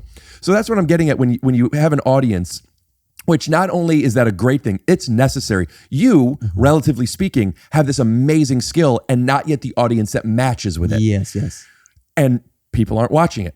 The opposite of that, this big audience without the skill, houses, Porsches, Lamborghinis, but then plush pills. So so it doesn't have to be stand up. You know, Emma Chamberlain, do you know who that is? I'm starting to. She's like a YouTube. She's great. She vlogs. This is who I am. I think she's very good at it. Is it a skill? Yes. Yeah. It's vlogging, but it's vlogging for it's her voice. She's telling her story. She's getting an audience, people getting to know her. It's her. And that's a style. Does it translate later on? I don't know. Maybe. Yeah. But it's like there's something she's building. It's not just having an audience and then like, today we're going to throw a water balloon off of a paper towel's dick or, whatever. You've seen it. Yeah. But still, like, you need a skill. You need a skill. And hers is marketing herself, editing, and being charismatic and or whatever her thing is. I've only seen a few of the videos, but I've watched them and it's like, oh, I get why people want to watch this. Shut down channel. Shut up. Anyway. That's a good point you bring up, though. And that is something that I have realized because trends come and go. I remember when Instagram comedy and stuff was first happening, a lot of like actor or casting directors would hire a lot of IG comedy type people, and sometimes it wouldn't always work out. Like it wasn't so plug and play like they thought it would be. Like they thought the IG or Vine audience would just come over and watch whatever this project is. And that wasn't always the case. And just seeing through a few evolutions of this, being a stand-up is kind of a Swiss Army knife of entertainment. And it is great for longevity. You can get a writing job. You can direct because you kind of do everything on stage. You do all the tools. Performer as well. You're a performer. You're a writer. You're a director. So again, the big three. The big three. And also, if you're doing stand-up around LA, you are kind of constantly relevant because you're performing. And you get to show people stuff. Yes, you get to showcase. Hey, come to the thing today. That, and you never know who's in the crowd. So it's just, there's always opportunity and aside from the Hollywoodness of it, if you are able to entertain a room full of strangers for 15 minutes minimum, that is like being a blacksmith. That is a skill. That is a trade. Yeah. So many of those shows happen throughout America. That's what I'm saying. There will always be a need. Yes. There's a value. There's a value. And then what it is now is you have to find a way to market your own value. And that's the game changer. That's where the audience thing is. And that's where podcasts come in, or vlogs, YouTube, social media, etc. And it's a completely different skill set. And some of these people are very good at that, but that's not enough. You need both. Yes. Or, that's right, everyone, you might be a redneck. They're good. They're good. Well, it's when the audience knows you. Yeah. They know us. Then you might be a redneck. Plug in the Instagram or anything. All the things? Yeah. At Fahim Anwar. That's Instagram. Twitter, at Fahim Anwar. TikTok, Fahim Anwar Comedy. Fuck. I know, fuck. If you have TikTok, Fahim Anwar. Die. No. Oh, no? Remember, kid gloves. Oh. I'll give you, would you pay $500 for it? Yeah, okay. There it is. Sure. No, well, then it'll be hard to port over. Why will it be hard to? I don't know tech. I think what happens is they don't give you the account like it's a Soj ring from Diablo 2 and you have to buy it. What it is I think they just change their name so it's available, and then you could change your name to that. So you have to do a thing like be on the phone with them and be like, do it now, in case there are people, especially after this, who are just constantly pressing refresh to grab it. Yeah. Okay. And then YouTube, Fahim Anwar. Oh, those are some cool. Pretty, I just thought I had to sneeze. I'm sorry. Oh, I thought that was an effect. No, just a. But you could use that as an effect. Yeah, why not? All right, I'm gonna take a Polaroid of you. Okay. And I don't know if it's ready yet, but we have Pod.Snaps is my Instagram account that I made. That I have Polaroids of everybody, and I'm gonna put a coffee table book together at some point. Nice. And like each page, it's not just gonna be the Polaroid. Each page is gonna be like, or at least what I've been wanting to do is like some quotes from the episode, pictures, and it's just, you know what I mean? Yeah. But I have all these awesome Polaroids from big time celebrities, Hasan Minhaj, and so many, Blake Griffin, and I'm gonna post. And I want so if you want to give that a follow. Yeah. Also, sometimes on the stories, I'll post Polaroids before the episodes come out, so people get a little sneak peek. Oh, he's about to be on. Oh, shit. And can I also say what I never called? I never did it already. We did your plugs. Does it matter? The name of the special? Yeah, we did the plugs. All right. But thank you so much for coming. Hey, you're welcome. And theme music. The special's called Hat Trick. I don't know why we couldn't have said it. Thumbnail during it, and we put a link in the description. It doesn't matter. Okay. That's fine. But why hat trick? Because you're doing the hat trick because it's all 3 rooms. Yeah, 3 rooms. That's actually really cool. And also sounds like hat trick rim shot. Exactly. That's part of it too. Yeah, we should. Whatever. Yeah. People will find it. Yeah, they'll figure it out. There's a link. Look at the Polaroid though is up. Oh, Pod snaps. That's pretty cool. People will know that I'm not angry with you that we didn't say hat trick, the name of the special, right? Yes.